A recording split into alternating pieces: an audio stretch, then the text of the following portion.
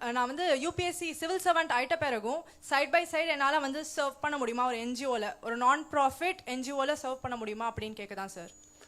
ஒன்று, சர்வ் பண்ண முடியுமா முடியாதான்னு சொல்கிற விடங்க அவங்களுக்கு சர்வ் பண்ணுறதுக்கு நேரம் இருக்காது. Simple, you not have time. One. Second வந்து anything that is in conflict with your position நீங்கள் சர்வே பண்ண முடியாதுங்க. ஏன்னா நீங்கள் ஒரு இந்திய அரசு அதிகாரி, தமிழக அரசு அதிகாரி ஆயிட்டீங்கன்னா சில இடத்துல நீங்கள் ஹானரி மெம்பர்ஸாக இருக்கலாம், அலோவ் பண்ணுறாங்க. ஹானரி மெம்பர்ஸாக இருக்கலாம், நீங்கள் அரசுகிட்ட பர்மிஷன் வாங்கணும், ரைட்டிங்கில் வாங்கணும், பெர்மிஷன் வாங்கி நீங்கள் ஹானரி மெம்பர்ஸாக இருக்கலாம். அதில் பொலிட்டிக்கல் கான்ஃப்ளிக்ட் இல்லை, அதில் ஒரு ஃபினான்ஷியல் டிரான்சாக்ஷன் இல்லை, அதில் வந்து கவர்மெண்ட்டோட ஒரு கான்ஃப்ளிக்ட் இல்லை அப்படின்னா அது ஒரு பெரிய பஞ்சாயத்துங்க. பட் நீங்கள் சிவில் சர்வீஸ்குள்ளே போனதுக்கப்புறமே நீங்கள் 1008 விஷயங்கள் செய்யணும்னு நினச்சிங்கன்னா அங்கே நீங்கள் நேரம் கொடுக்க முடியாது. முடியும் இல்லைன்னு நான் சொல்லிங்க, அது எந்த ட்ரஸ்ட்டுன்னு பார்க்கணும், அது மாநில அரசு அதுக்கு வந்து நீங்கள் ரைட்டிங்கில் கேட்கணும். சப்போஸ் நீங்கள் தமிழ்நாட்டில் வேலைக்கு வர்றீங்கன்னா அவங்க அதுக்கு உங்களுக்கு எக்ஸம்ஷன் கொடுக்கணும், நீங்கள் கண்டினியூ பண்ணணும். அதை ட்ரஸ்ட்டை பொறுத்து ட்ரஸ்ட் எப்படி ரெஜிஸ்டர் பண்ணிக்கலாம், there is a process. But நான் சொல்கிறதுங்க உங்களுக்கு நேரமே இருக்காதுன்னு சொல்கிறேன். You will do multiple things, you are so busy. அப்போ இந்த ட்ரஸ்ட்லேயே நீங்கள் இருந்தீங்க, அந்த ட்ரஸ்ட்டுக்கும் நீங்கள் ஜஸ்டிஃபை பண்ண முடியாது, நேரம் கொடுக்க முடியாது அவங்களுக்கும். அதனால் civil service is a 24/7 full time role. நீங்கள் எதுவுமே நீங்கள் செய்ய முடியாது. அதனால தான் லீவே ரொம்ப குறைவு. ஏன்னா நீங்கள் ஒரு சென்சிட்டிவ் போஸ்ட்டில் இருக்கீங்க, லா அண்ட் ஆர்டரில் இருக்கீங்க அப்படின்னா நீங்கள் அந்த போஸ்ட்டுக்கு வந்ததுக்கப்புறம் என்ன உங்களுக்கு லீவுங்க? இன்றைக்கி திங்கிங்கே இப்போ எனக்கு 15 சிஎல் இருக்குதுங்க, ஒரு 30 இஎல் இருக்குது, நான் 45 நாள் நான் ஒரு வருஷமும் லீவ் எடுத்துக்கிட்டேங்கன்னா எஸ் உங்களுக்கு கவர்மெண்ட் கொடுக்குறாங்க. ஆனால் நல்ல சிவில் சர்வெண்ட் எடுக்கவே மாட்டான். You see a good civil servant, they will never take. ஏன்னா அதுக்கு தகுந்த மாதிரி அவங்க குடும்பமும் மாறிக்கும், அதுக்கு தகுந்த மாதிரி எல்லாரும் மாறிக்குவாங்க. ஏன்னா you are fully dedicated. Even if you take a break, it's an inconvenience to everybody. அதனால் நீங்கள் முழுமையாக இருப்பீங்க, சர்வீஸ்லேயே தான் இருப்பீங்க, வேறு எதுவும் செய்வதற்கு உங்களுக்கு வாய்ப்பு இல்லை என்பது என்னுடைய தாழ்மையான கருத்து. அதிலும் சில பேர் மல்டிபிள் விஷயம் பண்ணுறாங்க. நான் சமீபத்தில் டெல்லியில் ஒரு ஆஃபீஸரை பார்த்தேன், IPS officer, 2013 batch, sky jumping 74 sky jumping பண்ணியிருக்கார். ரஷ்யா போயிட்டேன் சார், 74 ஸ்கை ஜம்ப் பண்ணிட்டேனார். பரவாயில்ல தம்பி, ஐபிஎஸ் வேலைக்குள்ளேயே நேரத்தை கண்டுபிடிச்சிட்டிங்களானே. பேஷன் சார், சின்ன வயசு இன்ஜினியரிங்லேருந்து பண்ணுறேன், I am able to do. அதில் இருக்காங்க, பீப்புள் ஆர் தேர், நான் இல்லைன்னு சொல்லிங்க. You have to achieve a fine balance. யாரெல்லாம் மிக கடுமையாக உழைத்து ஒரு பெரிய கனவுகளோடு நம் அரசு பணியிலே சேர வேண்டும், மக்களுடைய வாழ்வாதாரத்தை உயர்த்த வேண்டும், இந்த நாட்டினுடைய முன்னேற்றத்தில் ஒரு தனி மனிதனாக உங்களுடைய பங்கும் இருக்க வேண்டும் என்கின்ற ஒரு பெரிய லட்சியத்தோடு தமிழகத்தில் இருக்கக்கூடிய மாணவ செல்வங்கள் எல்லாம் இந்த நிகழ்வில் பங்கேற்றுக் கொண்டிருக்கின்றார்கள். இந்த ஆண்டும் கூட சென்னையில், மதுரையில், கோயம்புத்தூர் 3 இடத்துல நடக்க இருக்கிறது. சென்னையில் முதல் நிகழ்வாக இருக்கிறது. கலைவாணர் அரங்கம் பார்த்தீங்கன்னா அவ்வளோ ஈஸியாக அந்த அரங்கத்தை ஃபில் பண்ண முடியாதுங்க, பெரிய அரங்கம் இது. சென்னையில் அவ்வளோ எளிதாக இந்த அரங்கத்திற்கு மனிதர்களை அழைத்து வந்து அரசியல் நிகழ்வுகள் அதிகமாக நடக்கும், கட்சிக்காரங்க அதிகமாக இருப்பாங்க. ஆனால் கனவுகளோடு ஆயிரக்கணக்கான இளைஞர்கள் அமர்ந்திருக்கக்கூடிய கலைவாணர் அரங்கத்தை பார்ப்பதிலே மிகுந்த மகிழ்ச்சியும் சந்தோஷமும். இத்தனை பேர் பெரிய ஒரு உந்துதலோடு நம்ம முடியும் என்கின்ற வேள்வியோடு வந்திருக்கிறீங்க. அதனால் முதல்ல உங்கள் எல்லோருக்கும் என்னுடைய மனம் நிறைந்த பாராட்டுக்களை தெரிவித்துக் கொள்கின்றேன். Beginning is the first step, thinking is the first step. இது ரெண்டுமே நீங்கள் ஆரம்பிச்சிட்டீங்க, வந்துருச்சு. செய்யணும் அப்படிங்கிற அந்த செயல் திறனுக்கு வடிவம் கொடுத்து ஆரம்பிக்கிறீங்க. தந்தை தாய் அழைத்து சனிக்கிழமை காலையில் நேரத்தில் ஒரு பகுதியை ஒதுக்கி இங்கே வந்திருக்கிறீங்கன்னா உங்களுடைய வெற்றியினுடைய ஆரம்ப படிக்கட்டிலே நீங்கள் நின்றுட்டு இருக்கீங்க. அதனால் நீங்கள் உங்களை முதல்ல பாராட்டிக்கணும். ஏன்னா ஒரு வெற்றிங்கிறது இட் இஸ் ஷோயிங் அப். ஒரு இடத்துல போய் நிற்கணும், அங்கிருந்து தான் வேலை ஆரம்பிக்கும். அதனால் நீ சரியான பாதையில் இருக்கீங்க. சில நேரம் உங்களை நீங்கள் பாராட்டிக்க மறந்துடுறீங்க. Just keep appreciating your self. சில நேரத்தில் உங்களை பாற்று நீங்களே கண்ணாடியில் நான் உழைக்கின்றேன், சரியான இடத்துல இருக்கிறேன், நிச்சயமாக எனக்கான ஒரு நாள் இருக்குது, அந்த நாளில் நானும் இறைவனும் சந்திப்போம், அன்னைக்கு என்னுடைய கனவுகள் மெய்ப்படும் அப்படிங்கிற எண்ணத்தை நீங்கள் விதைச்சிக்கிட்டே இருக்கணும். பாசிட்டிவிட்டி. அது இந்த மேடையில் எப்படிப்பட்ட ஒரு மனிதர் அமர்ந்திருக்கிறார் பாருங்க. ஐயா ரவீந்திரன் அவர்கள் என்னுடைய ஆசான். ஒரு சாதாரண ஒரு மனிதர் கிடையாதுங்க. மேடையில் அவரை ஏற்றுவது மிக மிக கடுமையான ஒரு வேலை. தமிழகத்திலே பிறந்தவர். 1000 ஐஏஎஸ், ஐபிஎஸ், ஐஎஃப்எஸ், ஐஆர்எஸ் எல்லா தரப்பட்ட அதிகாரிகளை இந்தியாவில் உருவாக்கியவர். அவருக்கு ஐஏஎஸ் கிடைத்திருந்தால் ஒரே ஒரு மனிதனுக்கு ஐஏஎஸ் கிடைச்சிருக்கும். இன்றைக்கி ரிட்டையர் ஆகிருப்பாங்க. Secretary, principal secretary, cabinet secretary, chief secretary ஆயிருப்பாங்க. 1000 அதிகாரிகளை கிராமத்திலிருந்து, பட்டி தொட்டியிலிருந்து முதல் தலைமுறை பட்டதாரிகள்லாம் டெல்லிக்கு போவாங்க, என்னையும் உட்பட. அங்கே போய் எல்லோரும் செல்லக்கூடிய இடம் ரவீந்திரன் ஐயாவுடைய கோச்சிங் சென்டராக இருக்கும். யார் வந்தாலும் கூட புன்முறுவலோடு அரவணைத்து உள்ளே அழைத்து அவருக்கு தெரிஞ்சதை கடுமையாக, மிக கடுமையான hard worker. I don't think any IAS officer in our country is as hard working as Ravindran sir. கண்டினியூஸாக கிளாஸ் எடுத்துகிட்டே இருப்பார், பகலில், இரவில், அதிகாலையில், எல்லா நேரத்திலும் கூட. நான் பல இடத்துல ரொம்ப ஜோக்காக சொல்லுவேன், இன்னைக்கு பிரைம் மினிஸ்டருக்கு ஈக்குவலாக ஒருத்தர் பவர்ஃபுல்லாக ஒரு தமிழர் இருக்கிறாருன்னா அது ரவீந்திரன் ஐயான்னு சொல்லுவேன். ஏன்னா அந்தளவுக்கு ஐஏஎஸ் அதிகாரிகள் எல்லா மாவட்டத்தில் எல்லா இடத்துல இருக்கிறாங்க. அதனால் அவர் இங்கே வந்திருப்பது எனக்கு மிகப்பெரிய ஒரு மகிழ்ச்சி. அது தினமலரனுடைய நிகழ்வுக்கு வந்திருக்கிறாங்க. அது முதலாக பேசுகிறாங்க. எனக்கு தெரிஞ்சு தமிழக மேடையில் அதிகமாக அவங்க பேசுறதில்லை. ஐயாவுடைய நிறுவனத்திலிருந்து வந்திருக்கக்கூடிய அருமை சகோதரர் கார்த்திகேயன் அவர்கள் நுணுக்கத்தை பற்றி பேச போகிறாங்க. ஏன்னா அவங்க தான் ஃபீல்டு எக்ஸ்பர்ட். என்ன நடக்குது, எப்படி பேட்டர்ன் சேஞ்ச் ஆகுது, நீங்கள் எப்படி உங்களை தயார்படுத்திக்கணும், கடந்த 5 ஆண்டுகள் எப்படி இருக்குது, அடுத்த 5 ஆண்டுகள் எப்படி இருக்கும், அந்த நுவான்சஸ். ஏன்னா இவங்க தான் உள்ள ஃபீல்டுலேயே இருக்கிறாங்க. அது பேசுவதற்காக வந்திருக்கக்கூடிய சகோதரர் கார்த்திகேயன் அவர்களுக்கும் என்னுடைய வணக்கத்தை தெரிவித்து, தினமலர் நாளிதழ் சார்பாக இந்த நிகழ்ச்சியை தொகுத்து கொண்டிருக்கக்கூடிய அன்பு சகோதரர் ஹரிஹரன் அவர்களுக்கும் என்னுடைய வாழ்த்துக்களை தெரிவித்துக் கொள்கின்றேன். அரசு பணி சாத்தியமே இந்த தலைப்பில் கொஞ்சம் டீவியேட் பண்ணி பேச வேண்டும் என்பது என்னுடைய ஆசை.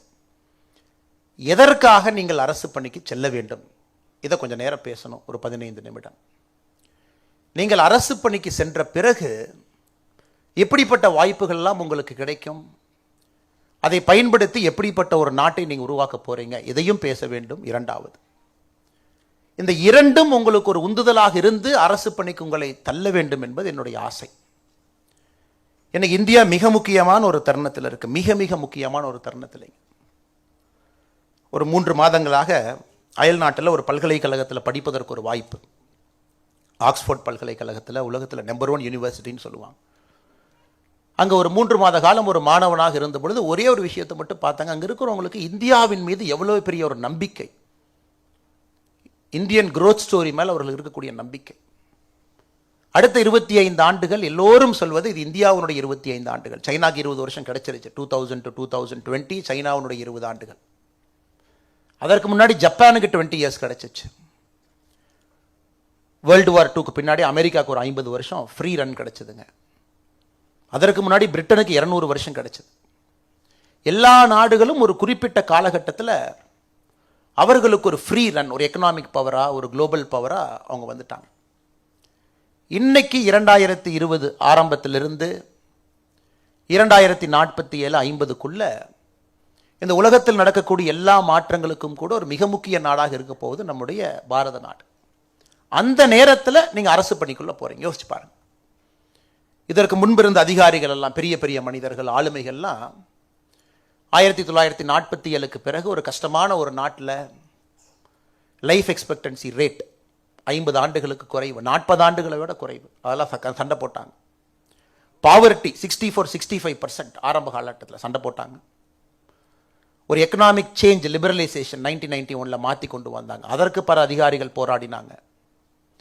அதன் பிறகு ஒரு growth ஸ்டோரியை பார்த்தாங்க 2000க்கு பிறகு. ஸோ எல்லா அதிகாரிகளும் ஒரு விதப்பட்ட சேலஞ்சை கையில் எடுத்தாங்க. ஆனால் நீங்கள் அதிகாரிகளாக உங்கள் கையில் எடுக்க போவது ஒரு வளர்கின்ற நாடு, வளர்ந்த நாடாக மாறக்கூடிய அந்த டிரான்சிஷன் ஃபேஸில் நீங்கள் ஆஃபீஸராக இந்தியாவில் இருக்க போகிறீங்க. இது ஒரு பெரிய பாக்கியம் உங்களுக்கு. அப்போ உங்கள் சிந்தனைகளும் மாறுபட்டு இருக்க வேண்டும்.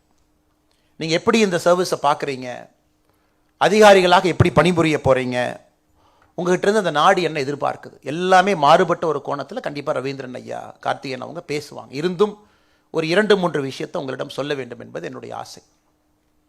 இன்னைக்கு இந்த நாடு பார்த்தீங்கன்னா ஒரு டேக் ஆஃப் மோடுக்கு வந்துட்டோங்க. சிவில் சர்வீஸ் ஒரு 30 ஆண்டுகளுக்கு முன்பு இருந்த போட்டி இன்னைக்கு இருக்கா அப்படின்னு ரவீந்திரன் ஐயா சொல்லணும். ஒரு பக்கம் ஸ்டார்ட் அப்ஸ், ஒரு பக்கம் படித்து முடிச்சோடனே பெரிய ஒரு நிறுவனத்தில் சேரணும், அமெரிக்கா போய் எம்எஸ் பண்ணணும், எம்பிஏ பண்ணணும், திரும்ப இங்கே வரணும். இது போன்ற பலவிதமான பாதைகளில் ஒரு பாதை இன்னைக்கு சிவில் சர்வீஸ் அப்படியே இருக்குதுங்க. 50-60 ஆண்டுகளாக அந்த சிவில் சர்வீஸ் என்கின்ற பாதையில் ஒரு பெரிய ஒரு மோகம் மக்களுக்கு இருக்குது, காதல் இருக்குது. சில பேர் பார்த்தீங்கன்னா சின்ன குழந்தையிலிருந்து ஐஏஎஸ் அதிகாரி ஆகணும்னு சொல்லுவாங்க, அதை மாற்றிக்கவே மாட்டாங்க. ஸ்கூலுக்கு போவாங்க, மாற்றிக்க மாட்டாங்க. காலேஜ் போவாங்க, மாற்றிக்க மாட்டாங்க. 20 ஆண்டுகள் அப்படியே அதே நேர்கோட்டு பயணத்தில் இருப்பாங்க. எதற்காக இதை சொல்லுகின்றேன் என்றாலுங்க, சிவில் சர்வீஸ் என்கின்ற கனவு அழியா கனவாக இருக்கு. அது இந்தியா ஒரு புவர் கண்ட்ரியாக இருந்த பொழுதும் சரி, இந்தியா ஒரு லோவர் மிடில் இன்கம் கண்ட்ரியாக இருந்த பொழுதும் சரி, இந்தியா இன்னைக்கு மிட் இன்கம் கண்ட்ரியாக மாறிக்கொண்டிருக்கும் பொழுதும் சரி, இன்னும் 25 ஆண்டுகளில் ஒரு அப்பர் இன்கம் கண்ட்ரியாக மாறும் பொழுதும் சிவில் சர்வீஸ் மேலே எல்லாத்துக்குமே ஒரு பெரிய மோகம். அந்த டிரான்சிஷன் ஃபேஸில் நீங்கள் இருக்கிறீங்க. எனக்கு சராசரியாக நாட்டினுடைய ஜிடிபி ஒரு $4 trillion தொட்டிருக்கோம். $3.9 trillion நம்ம தொட்டுக்கிட்டு இருக்கிறோங்க. மிக வேகமாக ஒரு ட்ரில்லியன் டாலரும் பார்த்தீங்கன்னா 6 ஆண்டுகளில் ஆட் ஆகிட்டு இருக்கு. முதல் $1 trillion took about 60 odd years, 60 வருஷத்துக்கு மேலே ஆச்சுங்க ஃபர்ஸ்ட் ட்ரில்லியன் ஜிடிபி ஆட் பண்ணுறக்கு. Second trillion 17 years, 20 years, last trillion less than 7 years, அடுத்து வரக்கூடிய ட்ரில்லியன் less than 5.5 years. வேகமாக நம்ம நாட்டினுடைய பொருளாதாரம் வளர்ந்து கொண்டிருக்கிறது. காரணம், உலகத்தில் வேகமாக வளரக்கூடிய ஒரே நாடாக மாறி இருக்கின்றோம். more than 7% growth rate. காரணம், டெமோக்ரஸி மெச்சூர்டாக இருக்குங்க. பொலிட்டிக்கல் பார்ட்டிஸ் எல்லாமே இன்னைக்கு ஒரு செட்டில்டு மோடில் இருக்காங்க. ஒரு சிங்கிள் பார்ட்டி கவர்னன்ஸில் இருக்குது பவர்ஃபுல்லாக. அதனால் நம்ம பிரைம் மினிஸ்டர் மாறி மாறி சேஞ்ச் பண்ணுறதை பார்க்கல. பிரிட்டன் எடுத்துக்கங்க, கடந்த 10 ஆண்டுகளில் 5 பிரதம மந்திரிகள் மாறி இருக்கின்றார்கள். கடந்த 4 ஆண்டுகளில் 4 பேர் மாறி இருக்கிறாங்க. யுனைடெட் கிங்டம் நமக்கு அந்த மாதிரி பிரச்சனை இல்லைங்க. பொலிட்டிக்கல் ஸ்டெபிலிட்டி இருக்கு. அதெல்லாம் தாண்டி அடிப்படை பிரச்சனையிலிருந்து வெளியே வர ஆரம்பித்து விட்டோம். எல்லா மாநிலங்களும் இன்னைக்கு அவங்களுடைய ஹையர் எஜுகேஷன் ஸ்டேட்டஸை பாருங்க. எல்லாருமே இன்னைக்கு 30, 40, 50% நோக்கி வந்துட்டு இருக்காங்க. கிராஸ் என்ரோல்மெண்ட் ரேஷியோ GR சொல்லுவோம். அதாவது எல்லா மாநிலத்திலும் கூட அதிகமாக மக்கள் இன்னைக்கு காலேஜுக்குள்ளே போக ஆரம்பிச்சிட்டாங்க. நல்ல சைன். லைஃப் எக்ஸ்பெக்டன்சி அதிகமாயிருச்சு. இன்னைக்கு 70 தாண்டி 80 நோக்கி நெருங்கிட்டு இருக்கோம். அது ஒரு நல்ல சைனுங்க. நாட்டுக்கு தேவையான உள்கட்டமைப்புகள் 40 லட்சம் கோடி ரூபாய் மத்திய அரசு பட்ஜெட் போடுறாங்கன்னா ஒரு பெரிய அமௌண்ட் வந்து உள்கட்டமைப்புக்கு ஒதுக்குறாங்க. விமான நிலையத்திலிருந்து, துறைமுகத்திலிருந்து, ரோடிலிருந்து. இது ஒரு நல்ல சைன். ஸோ இந்த நாடு வந்து வளர்ச்சி பாதையில் இருப்பதை தெளிவாக பார்க்கின்றோம். ஸோ வளர்ச்சியை மட்டும்தான் குறிக்கோளாக வைத்து உங்களுடைய அடுத்த 35-40 ஆண்டுகள் உங்களுடைய அரசுக்காக நீங்கள் பணி செய்வது ஒன்லி பேஸ்ட் ஆன் டெவலப்மெண்ட். அதே நேரத்தில் இந்த நாடு வந்து இன்னொரு வித்தியாசமான ஒரு சூழ்நிலைக்குள்ளேயும் போக ஆரம்பிச்சிருக்கும். There is an ideological battle. இந்த நாடு எப்படி இருக்க வேண்டும்? வேறு வேறு அரசியல் கட்சிகளுக்கு ஒரு கனவு. இந்த நாடு இப்படி இருக்கணும், இந்த நாடு அப்படி இருக்கணும், இந்த நாடு சிலதை இழந்திருக்கு, திரும்ப எடுக்கணும், இந்த நாடு செக்குலர் என்பது எப்படி இருக்க வேண்டும். பொலிட்டிக்கல் பார்ட்டிஸ்குள்ள வேறு வேறு விதமான டிஸ்கஷன். இதெல்லாம் நீங்கள் ஒரு ஸ்டாண்ட் எடுக்க வேண்டி வரும். பெரும்பாலும் நீங்கள் இன்டர்வியூலாம் போகும் பொழுது கடந்த 2-3 ஆண்டுகளாக நிறைய கேள்விகள் இது சம்மந்தமாக வருது. உங்களுக்கு இந்த நாட்டினுடைய கனவு எப்படி? நான் ஒரு அரசியல் கட்சியை சார்ந்திருக்கின்றேன். உங்கள் முன்னாடி நான் ஒரு விஷயத்தை வைக்கிறேன். என்னுடைய சகோதர சகோதரிகள் இன்னொரு அரசியல் கட்சியிலிருந்து அவங்க ஒரு விஷனை வைக்கிறாங்க.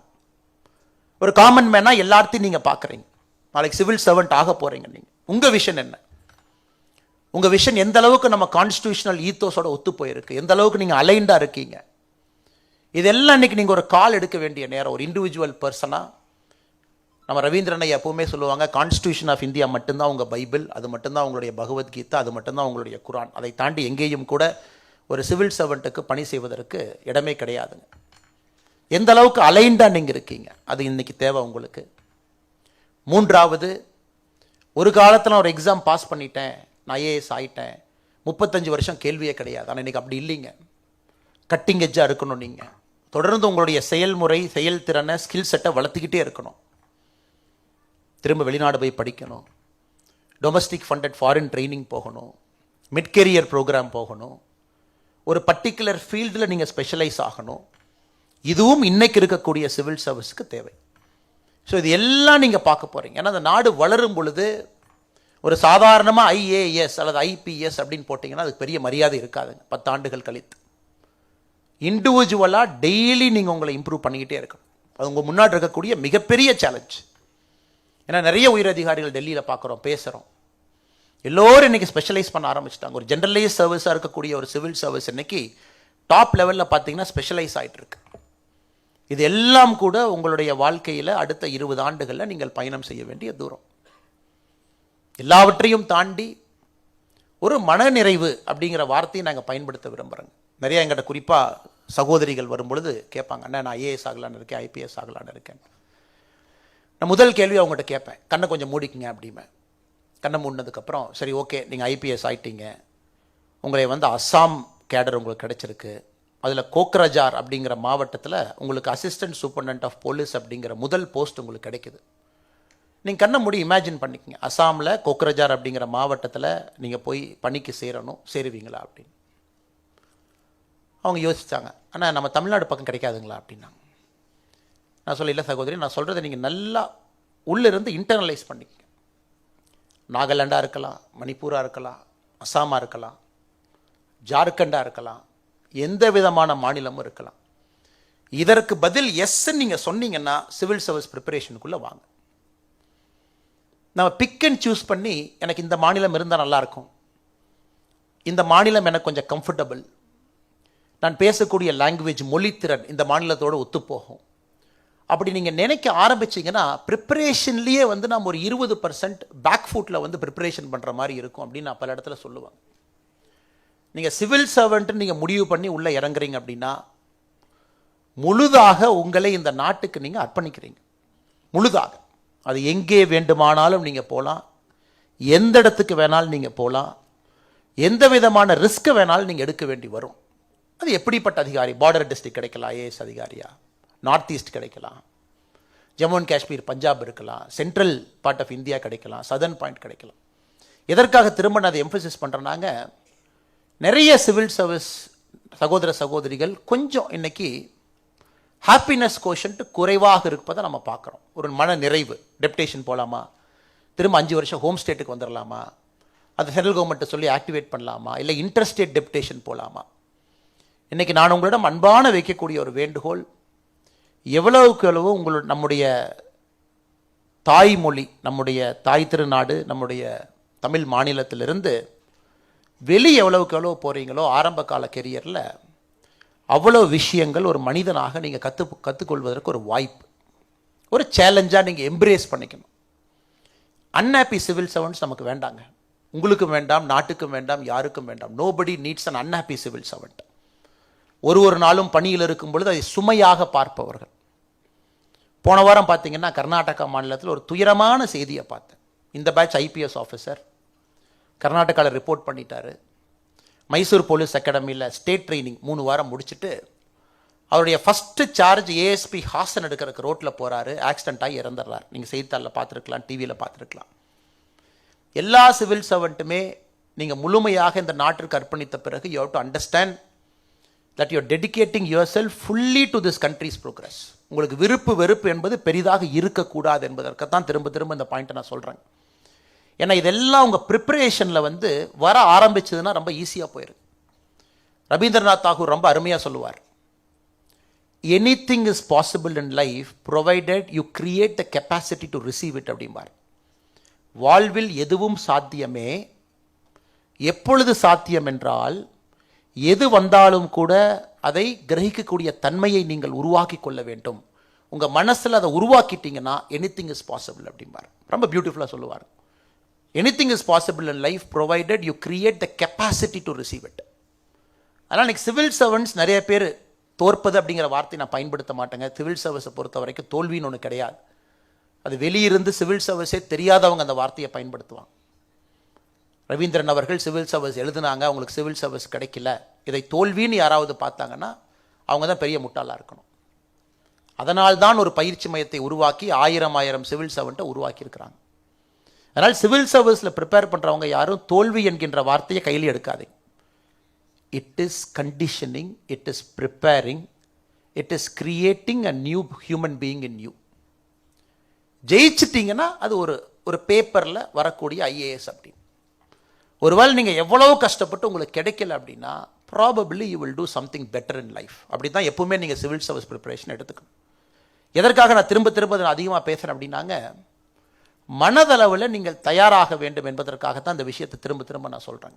எங்கே கிடைத்தாலும் நான் செல்வேன் அப்படின்னா you are conditioning your mind. when you conditioning your mind, you are creating the capacity to receive. அப்போ தான் அது நடக்குங்க. நான் மக்களுக்காக வருகின்றேன், again you are conditioning your mind. இது உங்களுடைய நடை, உடை, பாவனை, பேச்சு, எழுத்து, ஒரு இன்டர்வியூவில் நீங்கள் பயன்படுத்தக்கூடிய வார்த்தை எல்லாமே உங்கள் கண்டிஷனிங்லேருந்து வெளியே ஃப்ளோ ஆரம்பிக்குங்க.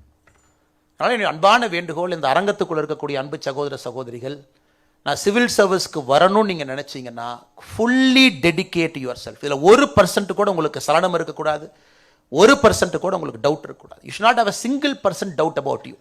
1% கூட வச்சுக்காது. Dedicate your self fully. அப்போ தாங்க இது நடக்கும். இது ரொம்ப ஒரு வித்தியாசமான பரீட்சைங்க. அறிவாளிகள் மட்டும் ஜெயிப்பாங்களா எனக்கு தெரியாதுங்க. எனக்கு தெரிஞ்சு எத்தனையோ அறிவாளிகள் வெளியே இருக்காங்க. சாமர்த்தியசாலிகள் மட்டும் ஜெயிப்பாங்களா எனக்கு தெரிஞ்சு எத்தனையோ சாமர்த்தியசாலிகள் வெளியே இருக்காங்க. எப்படி இது நடக்குது? கடின உழைப்பு ஜெயிக்கும், அது என்னால் சொல்ல முடியும். கடினமாக உழைக்கிறவங்க இன்னைக்கு இல்லைனா கூட நாளைக்கு, இந்த எக்ஸாமில் லக் இல்லைன்னா கூட நெக்ஸ்ட் எக்ஸாம், இந்த பேப்பர் கொஞ்சம் மாறி கீறி போய் ரேஷனலைசேஷன் ஸ்கீமில் மாட்டி மேபி அது கார்த்திகை ஐயா பேசுவாங்க, ஒரு 2 மார்க் 3 மார்க் குறைஞ்சிருச்சு, பேலன்ஸ் ஆகிக்கும். கடின உழைப்பு எப்போ வரும்னாங்க, உங்களுக்கு உங்கள் மீது நம்பிக்கை இருக்கும் பொழுது மட்டும்தான் கடின உழைப்பு வரும். உங்களுக்கே உங்கள் மேலே செல்ஃப் டவுட் இருக்குன்னா எப்படி அந்த ஹார்ட் ஒர்க் நீங்கள் பண்ணுவீங்க? அதனால் இந்த முதல் விஷயத்தை ஆணித்தரமாக சொல்ல வேண்டும் என்பது என்னுடைய ஆசை. முழுமையாக உங்களை நீங்கள் சரண்டர் பண்ணிடுங்க. Just surrender your self to this process. Just surrender. தண்ணி மாதிரி ஃப்ளோ ஆகுங்க, அவ்வளோதாங்க. வல்லுநர்கள் வர்றாங்க, இப்படி ப்ரிப்பேர் பண்ணுங்க, ஃப்ளோ லைக் எ வாட்டர். கார்த்திகேயனையா சொல்கிறாங்க, இதாங்க நூவன்ஸு, லாஸ்ட் 5 years பேப்பர் பாருங்கள், இப்படி தான் ஒரு பேட்டர்ன் இருக்குது. Surrender your self. நீங்கள் அப்படி நினச்சிட்டு போய் வேறு பேட்டர்னில் புதுசாக வரலாம். நீங்கள் உங்களை சரண்டர் ஆனதுக்கப்புறம் எப்படி பயப்பட போகிறீங்க? நீங்கள் தான் யூ ஹவ் சரண்டர்ட். என்ன வந்தாலும் பார்த்துக்கலாம், என்ன பேட்டர்ன் சேஞ்ச் பண்ணாலும் பார்த்துக்கலாம். அப்பப்போ மேஜர் சேஞ்சஸ் வரும், அது 2025 வந்தாலும் அதை பார்த்துக்கலாம். அதனால் ஃபஸ்ட்டு திங், ப்ளீஸ் சரண்டர். மொழியை தாண்டிருங்க, இடத்தை தாண்டிருங்க, இந்தியாவை ஒரு முழுமையான ஒரு நாட்டாக பாருங்கள், எங்கே கிடைச்சாலும் போங்க. இரண்டாவது, ஒரு பியூட்டிஃபுல் ஜேர்னிங்க அது. Starting from day 1, it's a beautiful journey. Beautiful journey. ஒரு கம்பீரம், ஒரு நம்பிக்கை, நாட்டினுடைய தலையெழுத்தை நிர்வகிக்கக்கூடிய ஒரு திறன் எல்லாம் உங்களுக்கு முதல் நாளில் கொடுத்துருவாங்க. இது ரொம்ப ஆச்சரியம் பாருங்க. எல்லா ஊர்லேயும் சிவில் சர்வெண்ட்டை பொறுத்த வரைக்கும் பேக் லோடிங் இருக்கும். ஆரம்பத்தில் சின்ன சின்ன பொறுப்பில் ஆரம்பித்து சர்வீஸ் முடியும் பொழுது பெரிய பொறுப்புக்கு போவாங்க. இந்தியாவில் பார்த்தீங்கன்னா ஃப்ரண்ட் லோடிங். ஆரம்பித்த உடனே டிஸ்ட்ரிக்ட் கலெக்டர், 5 வருஷம் நீங்கள் சர்வீஸ் பாஸ் பண்ணுறீங்க, ட்ரைனிங் 2 வருஷம் முடிக்கிறீங்க, ஒரு ஃபஸ்ட்டு ஒரு டெப்டி செக்ரட்டரி போஸ்ட் ஏதாச்சும் ஒன்று பண்ணுறீங்கன்னா 5th year மேபி நீங்கள் 22-23 வருஷத்தில் போகிறீங்கன்னா 30ல் டிஸ்ட்ரிக்ட் கலெக்டர் ஆயிடுறீங்க. அந்த மாவட்டத்தில் இருக்கக்கூடிய அத்தனை மனிதர்களுடைய எல்லா பிரச்சனையும், பிறப்பிலிருந்து இறப்பு வரை எல்லாமே உங்கள் கையில் வந்து உட்காந்துரும். அப்போ the responsibility is so huge on your shoulder on day 1, இறங்கின உடனே. அதனால் நிறைய முறை வந்து சிவில் சர்வீஸ் பாஸ் பண்ணுறது ஈஸிங்க, ஒரு சிவில் சர்வெண்ட்டாக ஜெயிக்கிறது கஷ்டம். அதனால் அதுக்கும் இப்போ உங்களை பக்குவப்படுத்திக்கிட்டே வரணும். நம்ம நோக்கம் இங்கே வந்து ஒரு IAS பரீட்சையை பாஸ் பண்ணி நான் பாஸ் ஆகிட்டேன்னு சொல்கிறதுக்காக நாம் யாரும் இங்கே இல்லைங்க, மாற்றத்தை கொடுப்பதற்காக நாம் இருக்கோம். நல்லா நீங்கள் புரிஞ்சுக்கணும். அப்போ இப்போ இருந்தே உங்கள் மைண்டை நீங்கள் கண்டிஷன் பண்ணிக்கிட்டு வரணும். எக்ஸாம் பாஸ் பண்ணி 5 ஆண்டுகளில் எவ்வளோ பெரிய சுமையை உங்கள் மேலே அரசு ஏற்றினாலும் கூட உங்களால் அந்த சிச்சுவேஷனை ஹேண்டில் பண்ணக்கூடிய கெப்பாசிட்டியை நீங்கள் உருவாக்கணும். அது இப்போவே உருவாக்க ஆரம்பிங்களே, இன்டர்வியூவில் அவங்க பார்க்கட்டும். இப்போவே உருவாக்க ஆரம்பிங்களே, உங்கள் எழுத்துக்களில் படிக்கும் பொழுது யாரோ ஒரு திருத்தக்கூடிய நபர் அதை படிக்கட்டும். இப்போவே அந்த மாதிரி உங்கள் மைண்டை கண்டிஷன் பண்ண ஆரம்பிங்களே. உங்களை சுற்றி இருப்பவர்களுக்கே தெரியும், இந்த தம்பி தங்கச்சி கண்டிப்பாக IAS IPS IFS ஆயிடுவார், just a matter of time, இன்றைக்கா நாளைக்கான் மட்டும்தான் அப்படிமா. அதனால் conditioning is the most important. உங்கள் மைண்டை, அது உங்கள் பிஹேவியரையே மாற்ற ஆரம்பிக்கும். இதுவும் என்னுடைய 2வது உங்களுக்கு இருக்கக்கூடிய வேண்டுகோள். 3வது என்னுடைய அன்பான வேண்டுகோள், it's a life long learning. இன்றைக்கி நீங்கள் படிக்கிறதுக்கு எவ்வளோ கஷ்டப்படுறீங்களோ இதை விட அதிகமாக இன்னும் கஷ்டப்படுவீங்க. மைண்டை நல்லா வச்சுக்கங்க. ஆனால் என்னென்னா ப்ரிப்பரேஷன் எவ்வளோ கஷ்டமாக இருக்குது, இவ்வளோ படி அதை படிங்கிறாங்க, இதெல்லாம் என்ன இவ்வளோ படிக்கிறது அப்படின்னு. அது யாரோ ஒரு நண்பர் சொல்லுவார், அண்ணே 10 வருஷம் கழிச்சு இன்னும் கஷ்டப்படணுமான்னு. அவர் சொல்லுவார், இல்லைப்பா பழகிரும், அது கஷ்டமாக தெரியாது அப்படின்னு. அதனால் இன்றைக்கி நீங்கள் இது கஷ்டம்னு பார்க்காதீங்க, இட்ஸ் அ ப்ரிப்பரேஷன், ஒரு கண்டிஷன்.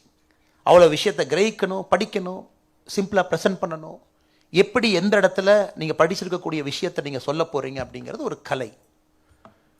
இன்றைக்கி பிரைம் மினிஸ்டருடைய அலுவலகத்தில் பார்த்தீங்கன்னா என்னுடைய 2-3 பேட்ச்மேட்ஸ் இருக்காங்க. 2011 பேட்ச் டெப்டி செக்ரட்டரி ரேங்கில். இவங்களாம் நேரடியாக நம்முடைய பிரதமர்கிட்ட வேறு துறையில் உள்ள அவங்க ஆஃபீஸ்க்குள்ளே பேசக்கூடிய ஆட்கள். அப்போ என்னங்க சிவில், நாங்களாம் ஒரு 10 வருஷம் தான் எங்கள் பேட்ச், 10 years ஆயிடுச்சு, 10, 12, 13 years ஆயிடுச்சு, ட்ரைனிங் அப்புறம் 10 வருஷம். ஒரு பிரதமர்கிட்ட நீங்கள் சர்வீஸ்குள்ளே வந்து 12 வருஷத்தில் நீங்கள் பேசுகிறீங்க அப்படின்னா ஒரு பிரதமர்கிட்ட போய் நம்ம கதை பேச முடியாதுங்க. உங்களுக்கு கிடைக்கக்கூடிய 5, 6, 7, 8 நிமிஷத்தில் எல்லா விஷயத்தையும் கிரகிச்சு அவருக்கு நீங்கள் சொல்லணும். இதான் சார் மேட்ரு. நாளைக்கு முதலமைச்சர்கிட்ட சொல்கிறீங்க, இதாங்க மேட்ரு, செய்யுங்க, இதுதான் சார் இஷ்யூ. அதனால் நீங்கள் எப்பொழுதுமே ஒரு விஷயத்தை நான் வச்சுக்கணும், நீங்கள் நாளைக்கு செய்ய போகிறது தான் இன்றைக்கி பரீட்சையில் டெஸ்ட் பண்ணுறாங்க. நான் இவ்வளோ படிச்சுட்டேன் முதலமைச்சர் சார், கொஞ்சம் ஒரு 45 நிமிஷம் டைம் கொடுத்தீங்கன்னா அவ்வளோ படிச்சுட்டு வந்திருக்கேன், மெருவாக சொல்கிறேன், எல்லாத்தையும் கேட்டுட்டு அப்புறம் போங்க. அவர்களுக்கும் நேரம் இல்லை, உங்களுக்கும் நேரம் இல்லை. படித்ததை அந்த இடத்துல உங்களுக்கு தெரிஞ்சதை சுருக்கமாக டெசிஷன் மேக்கிங் ஒருத்தவங்க எடுக்கிறவங்களுக்கு சிம்பிளிஃபை பண்ணி நீங்கள் சொல்கிறீங்களா? சிவில் சர்வீஸினுடைய முக்கியமான வேலை இது. You are able to simplify everything. ஒரு காம்ப்ளெக்ஸ் விஷயத்தை சிம்பிளாக சொல்கிறீங்களா? ஏன்னா அவங்களுடைய டெசிஷன் மேக்கிங்க்கு நீங்கள் ஹெல்ப் பண்ணணும், எய்டு பண்ணணும் பாலிசிக்கு. அதை தான் உங்கள் டெஸ்ட்டில் டெஸ்ட் பண்ணுறாங்க, அதுதான் உங்கள் ப்ரிப்பரேஷனில் வருது. அதனால் writing and answer is an essential skill. அதில் பாஜிராமன் ரவி, ரவீந்திரன் சார் அவங்கெல்லாம் வந்து ஒரு பெரிய ஒரு எக்ஸ்பர்ட்ஸ் அதில். அதனால் உங்களுடைய நோக்கம் என்ன, நிறையா படிச்சுட்டேன்னு இருக்கலாம், தயவு செஞ்சு அதை எப்படி எழுத போகிறோம் அப்படிங்கிறதுக்கு அதிகம் கவனம் கொடுங்க. இது இப்படித்தான் நம்ம ப்ரெசென்ட் பண்ண போகிறோம், இப்படித்தான் நான் எஸ்ஸே எழுத போகிறேன், இப்படி தான் என்னுடைய மெயின்ஸ் பேப்பரில் என்னுடைய சப்ஜெக்டை இப்படித்தான் நான் கொண்டு வர போகிறேன். அப்படி நீங்கள் நினச்சிட்டிங்கன்னா நிறைய இன்ட்ரோஸ்பெக்ஷன் பண்ண ஆரம்பிப்பீங்க. ஒரு மார்க் பேப்பர் கொடுப்பீங்க, சரியாக எழுதியிருக்கேனா சார், பெட்டர் எழுதலாமா, is there a better way of presenting? ஏன்னா நாளைக்கு நீங்கள் செய்யணும். 35 வருஷம் தாங்க உங்கள் வேலை. 35 years you will keep doing it. Foreign service officer ஆயிடுறீங்க, யுனைடெட் நேஷன்ஸ் போகிறீங்க, ஒரு சம்மிட்டுக்கு போகிறீங்க, பைலேட்ரல் 2 நாட்டு இதில் உள்ளே உட்காந்துருக்கீங்க, எக்ஸ்டர்னல் அஃபேர்ஸ் மினிஸ்டர் பக்கத்துலேருந்து ப்ரீஃபிங் நோட்ஸ் எடுக்கிறீங்க. இதெல்லாம் நீங்கள் 35 ஆண்டுகளுக்கு நீங்கள் செய்யக்கூடிய வேலையைத்தான் இந்த ஒரு வருஷத்தில் உங்களை பக்குவப்படுத்தி கரெக்டாக ப்ரிப்பேர் பண்ணிங்கன்னா நீங்கள் எக்ஸாம் அடிச்சிருவீங்க. இது பெரிய விஞ்ஞானம் என்று சொல்வதை விட it is understanding what is expected of you as a civil service preparation student and what is expected of you as a future civil servant. இந்த ரெண்டுக்குமான அந்த அந்த அந்த அந்த மீட்டிங் பாயிண்ட் தான் உங்களுடைய மெயின்ஸ் எக்ஸாமினேஷன் பேப்பர். ஆனால் அன்பான வேண்டுகோள், இங்கே இருக்கக்கூடிய எல்லா குழந்தைகளும் கூட கேட்குறீங்க, படிக்கிறீங்க, யோசிங்க, இன்ட்ரோஸ்பெக்ட் பண்ணுங்க, எப்படி பெட்டர் ஆகணும்னு யோசிச்சுக்கிட்டே இருங்க. So that will push you to be a better person. எழுதுறது, படிக்கிறது எல்லாமே. அடுத்து இன்னைக்கு என்னை கேட்டிங்கன்னா, நான் ஒரு கட்சியை சார்ந்த ஒரு தொண்டனாக இருக்கேன். 20 ஆண்டுகள் கழித்து சிவில் சர்வீஸ் எப்படி இருக்கும் சத்தியமாக எனக்கு தெரியாதுங்க. 20 ஆண்டுகள் கழித்து இதே மாதிரி சிவில் சர்வீஸ் இருக்குமா? I really don't know. ஒரு பெரிய டிரான்ஸ்ஃபர்மேஷனல் சேஞ்ச் எதிர்பார்க்கலாமா? தெரியாதுங்க. என்ன வேணாலும் நடக்கும். ஏன்னா நீங்கள் 10 ட்ரில்லியன்லாம் ஹிட் பண்ணிட்டீங்கன்னா இந்த நாட்டினுடைய சிவில் சர்வீஸ் ஸ்ட்ரக்சரே மாற வேண்டிய ஒரு கட்டாயம் வரலாம். லேட்டரல் என்ட்ரி வேறு மாதிரி இருக்கலாம், நீங்கள் வெளியே போயிட்டு வரலாம், உங்களுக்கு ஒரு லேட்டரல் என்ட்ரி கிடைக்கும். 10 years ஒர்க் பண்ணுங்க, 5 years வெளியே போங்க. பிரிட்டிஷ் சிவில் சர்வீஸ் அப்படி தாங்க இருக்குது. You can take a break, go outside, work for a private corporation sector, come back. இன்னைக்கு இந்தியாவில் அந்த சிஸ்டம் உங்களுக்கு இல்லை. ரொம்ப ரொம்ப கம்மியான ஒரு ஆப்ஷன் தான் இருக்குது, கொஞ்சம் பேர் எடுக்கிறாங்க. அதனால் நீங்கள் அந்த சிவில் சர்வீஸ் சேஞ்சிலேயே நீங்கள் பயணம் பண்ண போகிறீங்க. You will travel when the civil service is changing right in front of you. அது அப்படியே உங்கள் கண் முன்னாடி மாறிட்டு இருக்கும், அதில் நீங்கள் சிவில் சர்வெண்ட்டாக இருக்க போகிறீங்க. அதனால் இதை எம்ப்ரேஸ் பண்ணுங்கள். அது ஒரு பியூட்டிஃபுல் ஆப்பர்ச்சுனிட்டி. நிறைய விஷயங்கள் பார்ப்பீங்க, கேட்பீங்க, கற்றுக்குவீங்க, வெளியே போவீங்க, ஒரு மல்டிலேட்டரல் ஆர்கனைசேஷன்ஸ் ஒர்க் பண்ணுவீங்க. உங்கள் கனவு வந்து நான் கலெக்டர் ஆகிட்டேன், என்னோட தமிழ்நாட்டில் இருக்கேன், இங்கேயே இருக்கேன், அடுத்த தலைமைச் செயலகத்துக்கு வந்துட்டேன், செக்ரட்டரி ஆகிட்டேன், அது உங்கள் லைஃப் கிடையாதுங்க. Your life is to travel the breadth and length of the world, the breadth and length of this country. அப்போ அவ்வளோ சேலஞ்சஸ் நீங்கள் எம்ப்ரேஸ் பண்ணணும். நான் ஸ்டேட்டில் இருப்பேன், நான் சென்டருக்கு போவேன், நான் இன்டர்நேஷ்னல் டெப்டேஷன் போவேன், மல்டிலேட்டரல் இன்ஸ்டிடியூஷனுக்கு போவேன். இவ்வளவு என்ரிச்சிங்கான ஒரு லைஃப்பை நான் சிவில் சர்வெண்ட்டாக நான் வாழுவேன் அப்படிங்கிறத நீங்கள் மனசில் பதிவு செஞ்சுக்கணும். இவ்வளோ விஷயத்தை நான் பார்ப்பேன். சென்ட்ரல் போவேன், ஸ்டேட்டில் இருப்பேன், டெப்டேஷன் போவேன், ஒரு இன்ஸ்டிடியூஷனில் போய் கொஞ்ச நாள் ஒர்க் பண்ணுவேன். ஸோ உங்களுடைய ஸ்கோப் வந்துங்க மிகப்பெரிய ஒரு ஸ்கோப் உங்களுக்கு. ஏன்னா நாடு உங்களுக்கு அந்த ஆப்பர்ச்சுனிட்டி கொடுக்குது. வளர்கின்ற நாடு, வளர்ந்த நாடுங்கிறனால இந்த ஆப்ஷன் கிடைக்குது உங்களுக்கு. இந்த நாடு வளராமல் இருந்தால் ஒரு டிஸ்ட்ரிக்ட்லேருந்து பாவர்ட்டி எலிமினேஷன் மட்டும் உங்கள் ப்ரோக்ராமாக இருக்கும் 40 years பேக். இன்றைக்கி அது இல்லைங்க. ஜியோ பாலிட்டிக்ஸில் நீங்கள் இருக்க போகிறீங்க. United Nations, international monetary fund, G20, தனித்தனி செக்ரட்டரிஸ் அங்கே இருப்பீங்க. இந்தியன் ஓஷன் ரீஜனை பார்த்துக்குவீங்க. குவாட் தனியாக ஒரு செக்ஷன், அதுக்கு ஒரு ஆளுங்க பார்த்துக்குவீங்க. பாலிசி ப்ரப்போசல்ஸ் எழுதுவீங்க. விக்ஷித் பாரத், வளர்ந்த இந்தியா எப்படி இருக்கணும், அர்பன் டிரான்ஸ்போர்ட்டை ஃபுல்லாக ரீஇமேஜின் பண்ணுங்கள், எழுதுவீங்க. ரூரல் டெவலப்மெண்ட்டை ரீஇமேஜின் பண்ணுங்கள், எழுதுவீங்க. இவ்வளவு விஷயங்கள் இந்த நாடு வளர்றனால தான் உங்களுக்கு கிடைக்குதுங்க. இந்த நாடு வளராமல் இருந்தால் அதெல்லாம் நம்ம பேசவே மாட்டோம். அதனால் இவ்வளவு விஷயங்களை விரும்பி விரும்பி இப்போவே படிங்க. Just keep reading, keep updating what is happening, என்ன நடக்குது. இது எல்லாம் உங்களுக்கு எக்ஸாமினேஷனுக்கு ஹெல்ப் பண்ணும், அடுத்த 30-40 ஆண்டுகளுக்கு ஹெல்ப் பண்ணும். கண்டினியூஸ் லேர்னிங் ப்ராசஸில் இருந்துக்கிட்டே இருங்க. எப்பொழுதுமே கடைசியாக எப்போவும் நான் சொல்கிறதுங்க, என்னுடைய முதல் பாதி பகுதியில் பேச நான் விரும்புவது, civil service is a fantastic leaping board. இது வாஜிராம் ரவீந்திரன் ஐயா எந்த அளவுக்கு இது ஒத்துக்கிறாங்கன்னு எனக்கு தெரியலிங்க. என்னுடைய பேட்ச்மேட் பார்த்தீங்கன்னா கஷிஷ் மிட்டல்னு ஒருத்தர் இருந்தார், அக்முட் கேடர், திறமையான ஒரு மனிதர். 21 வயசில் ஐஏஎஸ் ஆயிட்டார், 21 இயர்ஸ். அவரு கொஞ்ச நாள் கழிச்சு சர்வீஸ்லேருந்து ரிசைன் பண்ணுறாங்க. இந்த மாதிரி வந்து நான் ரிசைன் பண்ணுறேன் அப்படின்னு. 2011 batch, Indian administrative service, age of 21. நான் தொலைபேசியில் அழைத்து கேட்டேன், பிரதர் என்ன ரிசைன் பண்ணிட்டீங்க, என்ன காரணம், 6 இயர்ஸ் 7 இயர்ஸ்லேன்னு. அவர் சொன்னார், பிரதர் மியூசிக்கை பர்சியூ பண்ணலான்னு இருக்கேன், கர்நாடிக் சங்கீதத்தை வந்து நான் பர்சியூ பண்ண போகிறேன், மேடையில் கச்சேரி வச்சு பாட போகிறேன் அப்படின்னார். ஸோ இன்றைக்கி இந்த பார்த்தீங்கன்னா நிறைய அந்த ஐஏஎஸ் ஆஃபீஸர்ஸ் ரொம்ப வித்தியாசமான விஷயத்தை நீங்கள் பார்க்குறீங்க. ரிசைன் பண்ணுறது முதல் முறையாக கேள்விப்படுறீங்க. கச்சேரி, somebody wants to start an academy, somebody wants to start a corporate company. நிறைய விஷயங்கள் நடக்குது. இந்த ஸ்டீல் ஃப்ரேமில் பார்த்தீங்கன்னா பீப்புள் வாண்ட் டு எக்ஸ்ப்ளோர், இதை பண்ணலாம் அதை பண்ணலாம். இன்றைக்கி அது போன்ற ஒரு சிவில் சர்வீஸ்க்குள்ளே நீங்கள் போகிறீங்க. அதனால் உங்கள் மைண்டை ஓப்பனாக வச்சுக்கிட்டு உள்ளே போங்க, நாட்டுக்கு சர்வ் பண்ணுங்கள், கிராஸ் ரூட்ஸில் வேலை பாருங்கள். உங்களுடைய பேஷன் ஏதோ ஒன்று உள்ளே இருக்கும், அது சிவில் சர்வீஸ் போனதுக்கப்புறம் அது ட்ரிகர் ஆகும். அது உங்களுக்கு எப்போ வேணாலும் ட்ரிகர் ஆகலாம். அந்த பேஷனை நோக்கி அது இழுத்துட்டு போகும். வாழ்க்கை will take you towards your passion, whether right or wrong, அங்கே போய் தான் ஆகும். அதனால் ஓப்பன் மைண்டடாக ஒரு சேலஞ்சை எம்ப்ரேஸ் பண்ணி ஆப்பர்ச்சுனிட்டிஸ்க்கு மைண்டை ஓப்பனாக வச்சுக்கிட்டு 20 இயர்ஸ் கழிச்சு நீங்கள் என்னவா வேணாலும் இருக்கலாம். இன்றைக்கி சிவில் சர்வெண்ட்டாக இருக்கீங்க, 20 இயர்ஸ் கழிச்சு நீங்கள் என்னவா வேணாலும் இருக்கலாம். அதனால் இது எல்லாம் எம்ப்ரேஸ் பண்ணி நீங்கள் ஒரு நல்ல ஒரு வாழ்க்கையை சிவில் சர்வீஸ் உங்களுக்கு அமைத்து கொடுக்கும். ஆனால் இதெல்லாம் நீங்கள் மக்களுக்காக பயன்படுத்தணும்.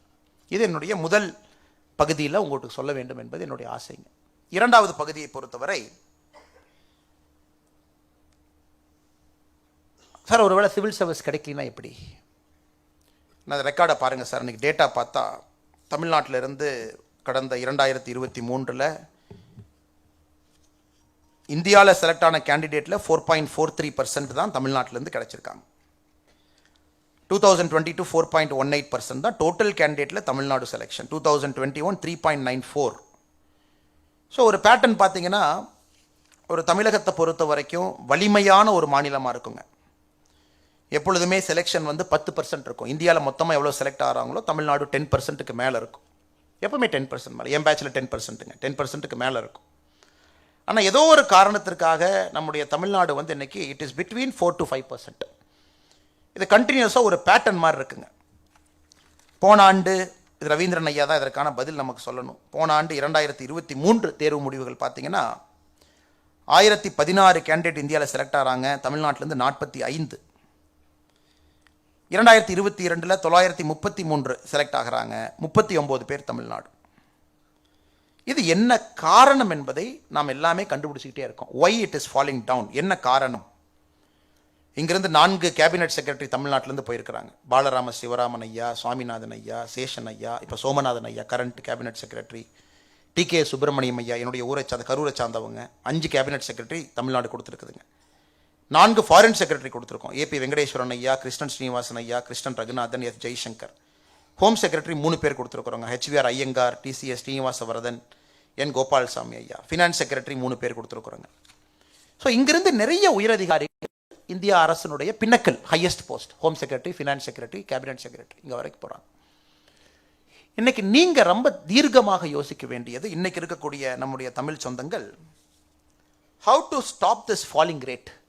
அது கண்டிப்பாக கார்த்திகேயன் அவங்க, ரவீந்திரன் ஐயா கண்டிப்பாக பேச வேண்டும் என்பது என்னுடைய அன்பான வேண்டுகோள். Why the passing percentage in our state is dropping அப்படிங்கிறது எனக்கு ஒரு பெரிய காஸ் ஆஃப் கன்சர்னுங்க. போன வருஷம் நான் அதை பற்றி ஒரு பெரிய அறிக்கையை கொடுத்தேன்.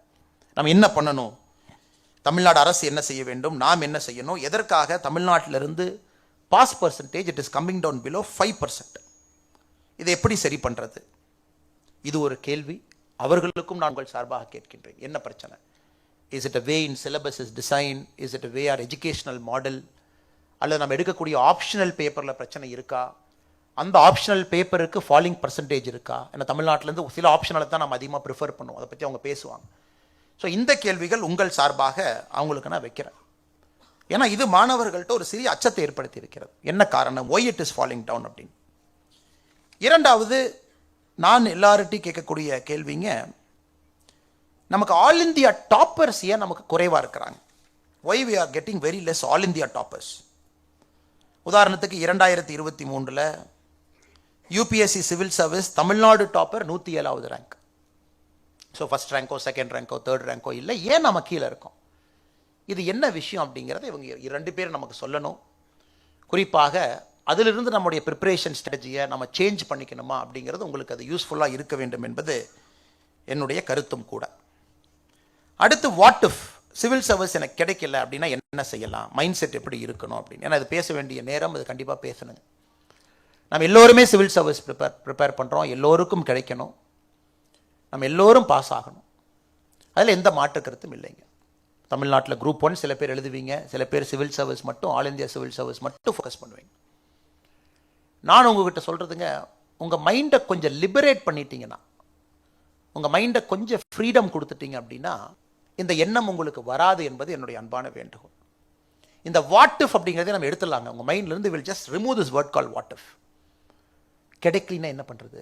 கிராமத்துலேருந்து வந்திருக்கேன், முதல் தலைமுறை, ரிஸ்க் எடுக்கிறேன், கோச்சிங் இன்ஸ்டியூட்டுக்கு சென்னை வந்திருக்கேன், டெல்லி போயிருக்கேன், நிறைய பணம் செலவு பண்ணுறேன், அப்பா அம்மா கஷ்டப்பட்டு சம்பாதிக்கக்கூடிய பணம் அதெல்லாம் என் மேலே இன்வெஸ்ட் பண்ணியிருக்காங்க, இதெல்லாம் உங்களுக்கு ப்ரெஷர் பாயிண்ட், இதெல்லாம் ப்ரெஷர் டிக் போட்டுக்கிட்டிங்கன்னா இதெல்லாம் ப்ரெஷர் தான். இது நினச்சாவே நம்ம பெர்ஃபார்மன்ஸே 20% கீழே குறைஞ்சிரும். ஒரு அட்டெம்ப்ட் ஆயிடுச்சு, 2 அட்டெம்ப்ட் ஆயிடுச்சு, 3வது அட்டெம்ப்ட் ஆயிடுச்சு, இன்னும் கிடைக்கலையே, 4th அட்டெம்ப்ட் ஆயிடுச்சு. இது ஒரு ப்ரெஷர் பாயிண்ட். இதை நினச்சிங்கன்னா இன்னும் 20% நம்ம பெர்ஃபார்மன்ஸ் டவுன் ஆகும். முக்கியமான கேள்வி, எனக்கு சிவில் சர்வீஸே கிடைக்கலன்னா எனக்கு என்ன ஆகும்? என்னுடைய வாலிபத்தை, என்னுடைய வயதை, முக்கியமான நேரத்தை சிவில் சர்வீஸ் ப்ரிப்பரேஷனுக்காக நான் கொடுத்துருக்கேன். 21, 22, 23, 24, 25, 26, 30 வயசு, 32 வயசு எல்லாம் சிவில் சர்வீஸ்க்காக கொடுத்துட்டேன். என்னுடைய வாலிபத்தை, இளமையே சிவில் சர்வீஸ் கொடுத்துட்டேன், கிடைக்கலன்னா என்ன பண்ணுறது? இந்த 3 கேள்விகள் ஒரு 10 நிமிஷம் உங்ககிட்ட என்னுடைய தனிப்பட்ட வாழ்க்கையை வைத்து உங்களிடம் பேச வேண்டும் என்பது என்னுடைய ஆசை. அதில் கண்டிப்பாக உங்களுக்கு 1-2 பாயிண்ட் கிடைக்கும். அப்படி சிவில் சர்வீஸை பொறுத்த வரைக்குங்க, எல்லாரும் சொல்றது you enjoy the process, enjoy பண்ணி அதை பண்ணுங்க. கிடைக்கல அப்படிங்கிற ஒரு ஃபீல்டுக்குள்ளே போகிறதுக்கு முன்னாடி உங்கள் பெஸ்ட்டை கொடுக்கறதுக்கு மட்டும் நீங்கள் முயற்சி எடுங்க. Just try and give your best. ஒரு நாளும் உங்கள் பெஸ்ட்டை கொடுக்குறீங்களா? ஒரு நாளும் உங்கள் டைமை நீங்கள் அக்கௌண்ட் பண்ணுறீங்களா? இதுதான் உங்கள் கையில் இருக்குது, வேறு எதுவுமே உங்கள் கையில் இல்லை. Nothing is in your hand. ஒரு நாளும் நேரத்தை சரியாக நான் பயன்படுத்துகிறேன்னா, எனக்கு இருக்கக்கூடிய 24 மணி நேரத்தை முழுமையாக நான் பயன்படுத்துகிறேன்னா, உங்கள் மைண்டை நீங்கள் அதுக்குள்ளே கொண்டு போகணும். நெகட்டிவ் தாட்டுக்குள்ளே உங்கள் மைண்டை கொண்டு போகாது. Just only focus on what you can control. என்னால் அதை கண்ட்ரோல் பண்ண முடியும். 24 ஹவர்ஸ் என் கையில் இருக்குது. இதில் நான் ஊருக்கும் போவேன், சொந்த ஊரில் விசேஷத்துக்கும் போவேன், நான் மாமா கல்யாணத்துக்கு கூப்பிட்டாங்க அங்கேயும் போவேன், சித்தப்பா கெடா வெட்டுக்கு போகலாம் கோச்சுக்குவார் அங்கேயும் போவேன், இந்த பங்காளி வீட்டு விசேஷம்னு சொன்னாங்க அங்கேயும் போவேன். நீங்கள் சிவில் சர்வீஸ் முடிவு செய்த பிறகு எங்கேயும் போகாதீங்க. ஏன்னா இது உங்கள் கண்ட்ரோலில் இருக்குது. மொமெண்ட் யூ சே நான் சிவில் சர்வெண்ட் ஆகணும், நான் எக்ஸாம் ப்ரிப்பேர் பண்ணணும்னு வந்துட்டீங்கன்னா இன்னையிலிருந்து எல்லாமே உங்களுக்கு கட். எதெல்லாம் உங்களுக்கு மெயின்ஸுக்கு மார்க் ஆட் பண்ணாதோ, எதெல்லாம் இன்டர்வியூக்கு ஆட் பண்ணாதோ எந்த பக்கம் போயிடாதீங்க. இல்லை இன்டர்வியூ போர்டில் கண்டிப்பாக கேள்வி கேட்க மாட்டாங்க. எத்தனை மாமா கல்யாணத்துக்கு போனீங்க? 4. அவர் 7 போனேன்னு சொன்னார். நீங்கள் சித்தப்பா கல்யாணத்துக்கு அடிக்கடி போவீங்களா? இதெல்லாம் நமக்கு மார்க் இல்லை, அப்போ எதுக்கு நம்ம பண்ணணுங்க? இது ரொம்ப ரொம்ப முக்கியங்க. இன்றைக்கி சிவில் சர்வெண்ட்ஸில் நிறைய பேர் கிராக் பண்ண முடியாதுக்கு நான் பார்த்த சில காரணம், ஃபுல்லி கமிட்டடாக அவங்களால இருக்க முடியல. இன்ஃபேக்ட் பொலிட்டிக்கல் பார்ட்டியில் சில பேர் சொல்லுவாங்க, நான் கட்சி வேலையும் பார்த்துட்டு சிவில் சர்வீஸ் ப்ரிப்பேர் பண்ணுறேன் அப்படின்னு. நான் செய்கிற முதல் வேலை கட்சி அடிப்படை உறுப்பினர்லேருந்து நீக்கி அவங்களை அனுப்பிச்சிருவேன். நீங்கள் போய் முதல்ல படிச்சுட்டு 5 வருஷம் கழிச்சு திரும்பி வாங்க, இந்த பக்கமே வந்துடாதீங்க. அதனால் உங்களுக்கு நான் சொல்லக்கூடிய 2 கருத்து, எந்த வேலையும் செய்யாதீங்க, இதை மட்டும் செய்யுங்க. 24 மணி நேரத்தை கண்ட்ரோல் பண்ண பாருங்கள். எல்லாம் சில நாள் வேஸ்ட் ஆகும். ஒரு படத்துக்கு போகலான்னு நினைப்பீங்க, போயிட்டு வாங்க, ஒன்றும் தவறு கிடையாது. உங்களுக்கு நான் ஆத்ம திருப்திக்கு ஏதோ ஒரு மென்டல் ஸ்ட்ரெஸ் ஃப்ரீ வேணும், அதெல்லாம் பண்ணுங்க. Any unproductive just remove from your life ruthlessly. அது செய்யவே செய்யாதீங்க, தொடவே தொடாதீங்க. Just don't do it. 3வது, சிவில் சர்வீஸ் நீங்கள் இவ்வளவு ப்ரிப்பேர் பண்ணி நம்மளால கிராக் பண்ண முடியலன்னு ஒரு சூழ்நிலை வந்தால் நான் உங்களுக்கு எழுதி கொடுக்குறேன், there is something better waiting for you. Something better waiting for you. எழுதி கொடுக்குறேன். ஆனால் நீங்கள் ஆத்மார்த்தமாக ப்ரிப்பேர் பண்ணியிருக்கணும். ஆத்மார்த்தமாக பண்ண சார், எல்லாம் பண்ணியாச்சு சார், 2 பார்த்துட்டேன் சார், ஆனால் ஏதோ ஒரு காரணத்துக்கு அங்கே கிளிக் ஆகலை சார். சில பர்சன்டேஜ் அப்படி இருக்கலாம். அப்படி இருந்தால் இதை விட, ஏன்னா அந்த knowledge you gain is phenomenal knowledge. இந்த ப்ராசஸில் உங்களுக்கு கிடைக்கக்கூடிய அந்த அறிவுத்திறன் என்பது எங்கேயும் கிடைக்காத ஒரு அறிவுத்திறன் உங்களுக்கு கிடைக்கும். எந்திலையுமே கிடைக்காது. அவ்வளோ விஷயம் கற்றுக்குவீங்க. Politics, geopolitics, democracy, constitution, ஸ்டேட்டுக்குள்ளே இருக்கிறது, எக்கனாமிக்ஸ், ஜிடிபி, இது அது எல்லாம் தெரிஞ்சிருப்பீங்க. அதன் பிறகு இந்த இந்தியாவில் உங்களுக்கு பல வாய்ப்புகள் இருக்கு. The new India, the rising India, the powerful India, நம்ம வளர்றோம். Think tanks, security consultants, policy makers, analyst, aide to ministers, personal secretary to ministers, APS to ministers, legislative aide, parliamentary aide, think tanks advisers, ஏகப்பட்ட position இந்த 10 வருஷத்தில் முஜன் open ஆகி கிடக்குது. இன்னும் 10 வருஷத்தில் அவ்வளோ ஓப்பன் ஆகும். அதுலேயும் you will contribute to the nation's growth. அதனால் நான் உங்ககிட்ட கடைசியாக அன்பான வைக்கக்கூடிய வேண்டுகோள், mind only on positivity, conditioning your mind, no negativity, controlling everything that doesn't give you single mark. இதை செஞ்சால் எனக்கு 1 மார்க் கூட வராது, செய்யாதீங்க. இதனால் எனக்கு பிரயோஜனம் இல்லை, பண்ணாதீங்க. 24 மணி நேரத்தை அக்கௌண்ட் பண்ண பாருங்க. இது எல்லாம் செஞ்சால் அரசு பணி சாத்தியம். இந்த அரசு பணிங்கிறது இப்போ ப்ராட் ஆயிடுச்சு சார். முதல்ல இருந்த அரசு இல்லைங்க. இப்போ government itself is prudent so much. Lateral entry வரலாம், இந்த வருஷம் பிரச்சனை ஆயிருக்கு. It might come again in a better format, new format. You can come back by 45 and enter into civil service again. வாய்ப்பு இருக்கு உங்களுக்கு. இப்போ மிஸ் பண்ணாலும் அப்புறம் பார்த்துக்கலாம். அல்லது இந்த மாதிரி சிஸ்டம்ஸ் எல்லாம் ஓப்பன் ஆயிருக்கு நம்ம நாட்டில், இங்கெல்லாம் வேலை பார்க்கலாம். அப்சர்வர் ரிசர்ச் ஃபவுண்டேஷன்ல இருந்து அவ்வளோ விஷயங்கள் இருக்கு. Again think tank, policy analyst அங்கேயும் இருக்கலாம். இல்லை நான் இவ்வளோ கஷ்டப்பட்டு சிவில் சர்வீஸ் கிடைச்சிருச்சு, இங்கேயும் இருக்கலாம். அதனால் உங்கள் மேலே தயவு செஞ்சு ப்ரெஷர் போட்டுக்காதீங்க, ப்ரெஷர் எடுத்துக்காதீங்க, டென்ஷன் ஆகிக்காதீங்க, நீங்களே உங்கள் மேலே சந்தேகப்படாதீங்க, நெகட்டிவிட்டியை கொண்டு வந்துடாதீங்க. பாசிட்டிவாக இருங்க, ஹாப்பியாக இருங்க, முழு ஈடுபாட்டோடு ப்ரிப்பேர் பண்ணுங்க. பெரிய ஜாம்பவான்கள்லாம் இங்கே இருக்கிறாங்க, அவங்களுக்கு எல்லாம் தெரியும். அந்த ப்ராசஸ்க்கு சரண்டர் ஆயிருங்க. தண்ணி மாதிரி போங்க. அது எங்கே இழுத்துட்டு போதோ தண்ணி இழுத்துட்டு போகும். ஏன்னா இயற்கையினுடைய நியதி, தண்ணி கீழே போய்த்தாங்க ஆகணும். அதனால் உங்களுக்கு இந்த 1 ஆண்டு ப்ரிப்பரேஷன் முழுவதும் அற்புதமாக இருக்க வேண்டும். ஹெல்த்தியாக இருக்கணும். நீங்கள் எக்ஸாமினேஷன் நேரத்தில் பக்காவாக இருக்கணும். நீங்கள் உங்கள் body shape, mental mind set, healthiness எல்லாம் பக்காவாக அந்த 1 மாதம் உங்களுக்கு இருக்கணும். அதெல்லாம் ஆண்டவனுடைய அருள் உங்களுக்கு இருக்கணும். இந்த நாட்டுக்கு நீங்கள் பணியாற்றணும். அரசியலமைப்பு சட்டத்தை இன்னும் பலப்படுத்தணும். இந்த நாடு உங்களால் வலிமை பெற வேண்டும். இதெல்லாம் நீங்கள் செய்வீங்க என்கின்ற முழு நம்பிக்கை எனக்கு இருக்குது. அது எல்லாத்தையும் தாண்டினீங்கன்னா என்னை மாதிரி சில ஆட்களும் அங்கங்கே சுற்றிக்கிட்டு இருக்கோம். ரவீந்திரன் சாருக்கு என்னை பற்றி ரொம்ப நல்லா தெரியுங்க. கடைசியாக அதோட முடிச்சுக்கிறேங்க. 2010 லக்னோவில் MBA படிக்கும் பொழுது ஒரு பெரிய உந்துதல், இந்த நவம்பர் 26 அட்டாக். அப்போ ஒரு ட்ரெயின் பிடிச்சி ரவீந்திரன் சாரை போய் வாஜிராமன் ரவியில் பார்க்குறேன். இப்போ இளங்கோவன் அட்மினிஸ்ட்ரேட்டிவ் ஆஃபீஸர் ஐயாவை பார்த்து, ஐயா நான் தமிழ்நாட்டிலேருந்து வந்திருக்கேன், சிவில் சர்வீஸ் பண்ணுங்கிற ஆசை, ஆனால் MBA லக்னோவில் படிச்சுட்டு இருக்கேன், எனக்கு நேரம் இல்லை, எப்படி பண்ணுறதுன்னு தெரியல, என்னால் கிளாஸில் சேர முடியாது. அப்போ அவர் ஐயாவை பார்க்க சொன்னாங்க. நான் சொல்கிறது 2010, விச் இஸ் 14 years பிஃபோர். அது ஐயா கூட மறந்துருக்கலாம். புக்ஸ் எல்லாம் நீங்கள் எடுத்து கொஞ்சம் படிங்க, உங்களால் கிளாஸுக்கு வர முடியல பரவாயில்ல, நோட்ஸ் எல்லாம் வாங்கிக்கோங்க, கிளாஸ் ரூம் நோட்ஸ் எல்லாம் யார்கிட்ட வாங்கி நீங்கள் படிங்க, முடிகிறப்ப வாங்க அப்படின்னு. ஸோ அவங்களுடைய நோட்ஸை வாங்கிட்டு போயிங்க, படிப்பேன். லக்னோவுக்கு எடுத்துகிட்டு போய் 2 வாரத்துக்கு ஒரு முறை நோட்ஸை கலெக்ட் பண்ணிட்டு போய் என்னோடய ரூமில் உட்காந்து படிப்பேன். என்னோடய MBAவும் படிக்கணும், சிவில் சர்வீஸும் ப்ரிப்பேர் பண்ணணும். ஸோ MBA படிக்கவே கிராக் பண்ணுறக்கு ஒரு வாய்ப்பு.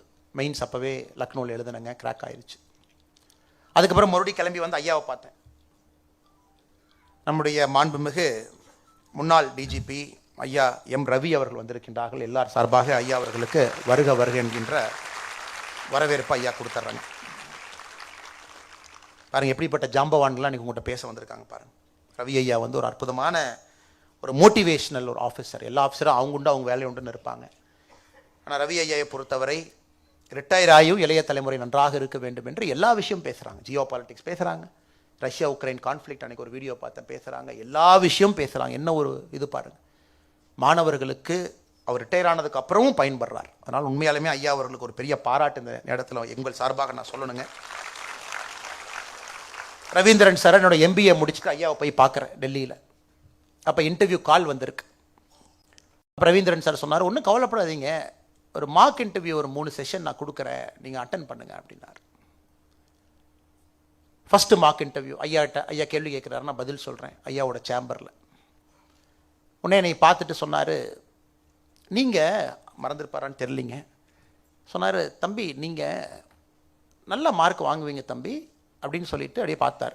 இன்டர்வியூவில் நீங்கள் ஒரு 70% வாங்குவீங்க தம்பி, ஒரு 210 வாங்க. அப்போ 300க்கு இன்டர்வியூங்க, 210 வாங்குவீங்க. எனக்கே ஒரு சந்தேகம், என்னடா அது 210 வாங்குவாங்கிறாரு, 300க்கு 210ங்கிற 70% இஸ் a குட் மார்க், ஏன் சொல்கிறாரு?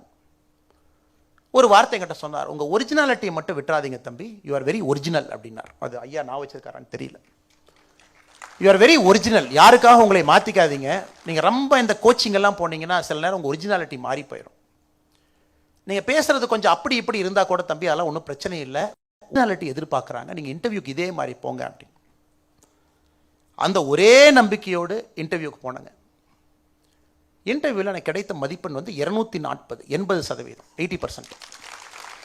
திரும்ப நான் வாஜிராம் ஐயா ரவீந்திரன் ஐயா வந்து பார்க்குறேன், சார் 80% இன்டர்வியூ ஸ்கோர். ஏன்னா இன்டர்வியூ ஸ்கோர்னால மட்டும்தான் நான் சிவில் சர்வீஸ்க்குள்ளே போனேங்க. அவர் சொன்னார், ஆமாம் நான் எதிர்பார்த்தேன், பட் 80% சில பேருக்கு கொடுப்பாங்க, மேக்ஸிமம் கொடுக்க மாட்டாங்க அப்படின்னு. அந்த லெசனை தான் இப்போ நான் உங்களுக்கு சொல்லணும்னு நினைக்கிறேங்க. ஒரிஜினலாக இருங்க, பி ஒரிஜினல், பி ஒரிஜினல். பெருசாக உங்களை மாற்றிக்காதீங்க. அப்படியே ரொம்ப அப்படியே உங்களை ஷேப் பண்ணி அதை பண்ணி இதை பண்ணி நீங்கள் ஏதோ ஒரு பதில் சொல்லணும்னு நினைப்பீங்க, நாங்கள்லாம் சேர்ந்து உங்களை போட்டு குழப்பி இந்த பதில் சொன்னால் தான் அவங்க ஏற்றுக்குவாங்க அப்படின்லாம் சொல்லாதீங்க. மனசாட்சிப்படி நம்ம எல்லோரும் அரசியலமைப்பு சட்டத்துக்கு கீழே இருக்கோம், அதை மீறாதீங்க. மனசாட்சிப்படி நாம் எல்லோரும் மக்களுக்கு உதவி செய்வதற்காக இங்கே வந்திருக்கின்றோம், அதை மீறாதீங்க. மனசாட்சிப்படி நம்ம எல்லோருமே ஒரு சிவில் சர்வெண்ட்டாக வரும் பொழுது மக்கள் நமக்கு மேலே அப்படிங்கிற ஆட்டிடியூடோட வர்றோம், இதை மறந்து. இந்த 3க்குள்ளே என்ன வேணாலும் பதில் சொல்லுங்க அப்படிங்கிறது தான் என்னுடைய விஷயம். அதனால் அன்னைக்கு ரவீந்திரன் ஐயா வந்து எனக்கு ஒரு பெரிய ஊக்கத்தை கொடுத்தாங்க, இன்னைக்கு உங்களுக்கு அந்த ஊக்கத்தை கொடுப்பாங்க. அதனால் நிறைய பேர் நீங்கள் சிவில் சர்வீஸில் சாதிக்கணும், பெரிய ஒரு ஆளுமைகளாக வரணும். எங்கே இருந்தாலும் ஒரு தமிழனாக உங்களுடைய அடையாளம் இந்தியா முழுவதும் பரவி கிடக்கணும். நாளைக்கு future cabinet secretary, chief secretary, DGP, director intelligence bureau, director ரா, NTRO, பெரிய பெரிய அமைப்புகள்லாம் உங்களுக்காக காத்திருக்கு. ஃபாரின் செக்ரட்டரி, அந்த அமைப்புகளுக்கு நீங்கள் போய் அமரத்தான் போகிறீங்க, அது காலத்தினுடைய கட்டாயம். அதனால் ஒரு நல்ல ஒரு பெரிய ஒரு அடையாளத்தோடு நீங்கள் பணி செய்யணும். மக்களுக்கு நல்லா உங்களுடைய பணி மக்களுக்கு பயன்படணும். அதனால் குறிப்பிடக்கூடிய எனக்கு நேரம் கொடுத்துருக்காங்க, 11:30க்குள்ளே பேசி முடிக்கணுங்க ஐயா, 11:28 இருக்கோம்.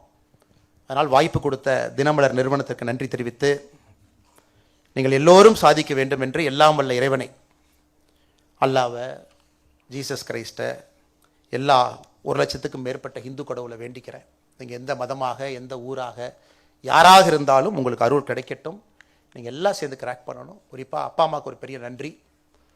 நிறைய நேரம் குழந்தைகளுடைய கனவுக்கு நீங்களும் கூட இருந்து சுமக்கிறீங்க, பெரிய பெரிய விஷயங்க அது. உங்களுடைய பொருளாதார சுமை இருந்தாலும் கூட குழந்தைக்கு ஃபுல்லஸ்ட் சப்போர்ட் கொடுக்குறீங்க. அதனால் இங்கே இருக்கக்கூடிய எல்லா சிவில் சர்வன்ட்ஸ் பேரண்ட்ஸ்க்கு முதல் நன்றி தெரிவிச்சுக்கிறேன். சப்போர்ட் பண்ணுங்கள், கூட நெல்லுங்க.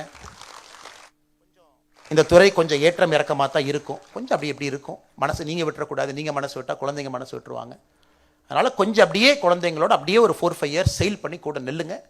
நிச்சயமாக கிராக் பண்ணுவாங்க, நடக்கும். எல்லோருக்கும் நன்றி தெரிவித்து என்னுடைய உரையை முடித்துக் கொள்கின்றேன். நன்றி, வணக்கம். Thank you sir. ஃபாலோட் பை ஒரு 5 நிமிடங்கள் மாணவர்களிடையே கேள்வி பதில் செஷன் இருக்கு. அதற்கு முன்னதாக திரு M. ரவி IPS முன்னாள் DGP தமிழ்நாடு காவல்துறை அவர்களை தினமலர் சார்பாக வருக என வரவேற்கிறோம். Welcome sir. ஒரு 5 நிமிடங்கள் அண்ணாமலை சார் கிட்ட உங்களுடைய கேள்விகளை கேட்கலாம். கைகளை உயர்த்துங்க, கைகளை உயர்த்துங்க. முதலாவதா இங்க கொடுங்க. ஒருத்தருக்கு ஒரு கேள்வி அப்படின்னு வைக்கலாம், ஏன்னா பலருக்கும் வாய்ப்பு கொடுக்க வேண்டியது இருக்கு. உங்களுடைய கேள்வியை சுருக்கமா என்ன கேட்க வரீங்களோ கேட்டுருங்க. அண்ணா வணக்கம்.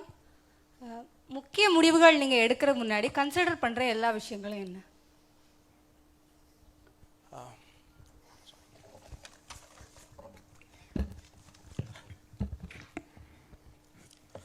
சகோதரி, நான் சிவில் சர்வீஸை வச்சே நான் சொல்கிறேன் உங்களுக்கு பதில். எம்பிஏ படித்தேங்க, சிவில் சர்வீஸ் போக வேண்டும் என்கின்ற ஆசை. எனக்கு லோன் வந்து 11,50,000 ரூபா என்னோடய எம்பிஏ லோன். ஏன்னா ஐஏஎம்மில் பார்த்தீங்கன்னா ரொம்ப கஷ்டங்க, வெரி காஸ்ட்லி. சிவில் சர்வீஸில் நான் வாங்கக்கூடிய சம்பளத்துக்கு என் லோன் கட்ட ஆரம்பித்தேன்னா எனக்கு வந்து கிட்டத்தட்ட 9 வருஷம் ஆகும் இஎம்ஐ போட்டு கட்டுறக்கு. இது ஒரு உதாரணமாக வச்சு உங்கள்கிட்ட சொல்கிறேன், நீங்களும் அந்த மாதிரி முடிவெடுப்பீங்க. ஏன்னா MBA is very costly in India. So முதல் டெசிஷன் மேக்கிங் வந்து உங்களுடைய பொருளாதாரம், எங்கே இருக்கிறீங்க, எங்கே போகணும், உங்களால் அது முடியுமான்னு. இந்த ஸ்டேட் பேங்க் ஆஃப் இந்தியா ஐஏஎம் லக்னோக்குள்ளே ஒரு பிரான்ச் இருக்கும். 3 வருஷத்துக்கு ஒருக்கா ஃபோன் பண்ணுவார், சார் எல்லாம் கட்டிட்டாங்க, நீங்கள் மட்டும் லோன் கட்டாமல் இருக்கீங்க, அதை பொறுங்க, நான் 2 வருஷத்தில் கட்டுறேன். 5 வருஷம் கழிச்சு ஃபோன் பண்ணாங்க, நீங்கள் தான் சார் ரெக்கார்டு, இது வரைக்கும் ஐஏஎம் லக்னோவில் யாருமே 5 வருஷம் லோன் கட்டல, 5th இயர் ரீச் ஆகிட்டீங்கன்னு. இருங்க சார் கட்டுறேன். ஸோ 9th இயர் கம்ப்ளீட் பண்ணுங்க. 9th இயர் வரைக்கும் மாதம் என்னோடய இஎம்ஐயில் வந்து 33,000 ரூபா நான் ஒதுக்கி வச்சிருக்கேன். ஏன்னா என்னுடைய லோன் ப்ளஸ் அந்த இன்ட்ரெஸ்ட் போகணும். இது எல்லோரும் எடுக்கக்கூடிய முடிவு. பொருளாதாரம் என்பது அடிப்படையில் you have to take a call. எந்த கோச்சிங் இன்ஸ்டியூட் போவீங்க, எவ்வளோ கட்டுவீங்க, அந்த ஃபீஸ்க்கு வர்த்தா. இரண்டாவது முடிவு, வாட் இஃப் யூ ஃபெயில். எல்லாமே என்ன சொல்லுவாங்கன்னா வாட் இஃப் யூ சக்சீட். என்னுடைய இது எப்போவுமே what if you fail. Fail ஆனீங்கன்னா என்னென்ன பெர்மிட்டேஷன் காம்பினேஷன், இது நடக்கலாம், இது நடக்கலாம், இது நடக்கலாம், இது நடக்கலாம், இதெல்லாம் ஆப்ஷன்ஸ். அந்த பேஸை கவர் பண்ணிட்டீங்களா? ஏன்னா நீங்கள் ஃபெயில் ஆகிறனால குடும்பத்துக்கு ஒரு பிரச்சனை வந்துடக்கூடாது, நீங்கள் ஃபெயில் ஆனாலும் இன்னொரு பிரச்சனை ஆகக்கூடாது. மென்டலி நீங்கள் அது ஒரு how you gone through it, how you walk through that path. Fail ஆனால் இதெல்லாம் நடக்கும். இரண்டாவது. மூன்றாவது, கன்விக்ஷன். பகவத்கீதையில் ஒரு அற்புதமான ஒரு ஒரு ஒரு பேசேஜுங்க, நான் டிரான்ஸ்லேட் பண்ணி சொல்கிறேன். The decision you make. நீங்கள் சிவில் சர்வன்ட் ஆகணும்னு டெசிஷன் பண்ணிட்டீங்கல்ல, அதனுடைய சக்ஸஸ் வந்து எப்படின்னாங்க, the conviction at the time of making a decision அப்படிங்கிறாங்க. கீதையினுடைய ஒரு சாராம்சம் என்னன்னா, ஒரு முடிவு நீங்கள் எடுக்கும் பொழுது உங்கள் முடிவு எவ்வளோ உறுதியாக இருந்ததோ அந்த உறுதித்தன்மையை பொறுத்து தான் வெற்றி வரும் அப்படிங்கிறாங்க. அதனால் முடிவு எதற்காக எடுத்தீங்கிற கன்விக்ஷன். எந்த முடிவு வேணாலும் நீங்கள் எடுங்க. அரசியல்வாதியாக நான் பல முடிவுகள் எடுப்பேன், நீங்கள் ஒரு மாணவராக முடிவு எடுக்கிறீங்க. Why are you doing it? பக்கத்தில் இருக்கவங்களை ப்ளீஸ் பண்ணவா, இல்லை பேப்பரில் வரவா, இல்லை நமக்கு வண்டி மேலே ஒரு லைட் வச்சுக்குவா? எதுக்காக நீங்கள் சிவில் சர்வெண்ட் ஆகணும்? What is your conviction? இந்த 3 விஷயம், பொருளாதாரம், சூழ்நிலை, உங்களை சுற்றி இருக்கக்கூடிய சூழ்நிலை, குடும்பம் எல்லாம் ஒரே கேட்டகரியாக வச்சுக்கோங்க. இரண்டாவது, தோல்வி இருந்தால் என்னென்னலாம் நடக்கும், ஒரு மென்டலாக வாக் த்ரூ. ஏன்னா தோல்வி வந்துருச்சுன்னா நம்ம ஏற்கனவே திங்க் பண்ணிட்டு அது பெருசாக தெரியாதுங்க.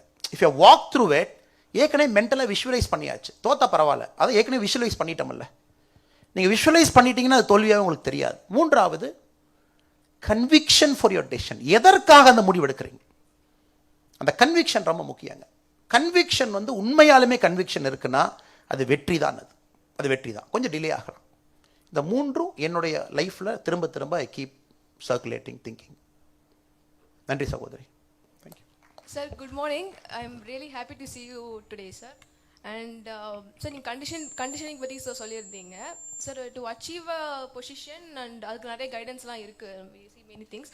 So after sustaining or handling a position பற்றி கொஞ்சம் ப்ரீஃபாக. இது உங்களுக்கு இருக்கக்கூடிய அதுக்கெல்லாம் அப்படியே போகலீங்க. But still you ask that question. ஒரு இடத்துக்கு போகிறது ஈஸிங்க, அந்த இடத்த தக்க வைக்கிறது ரொம்ப கஷ்டம்.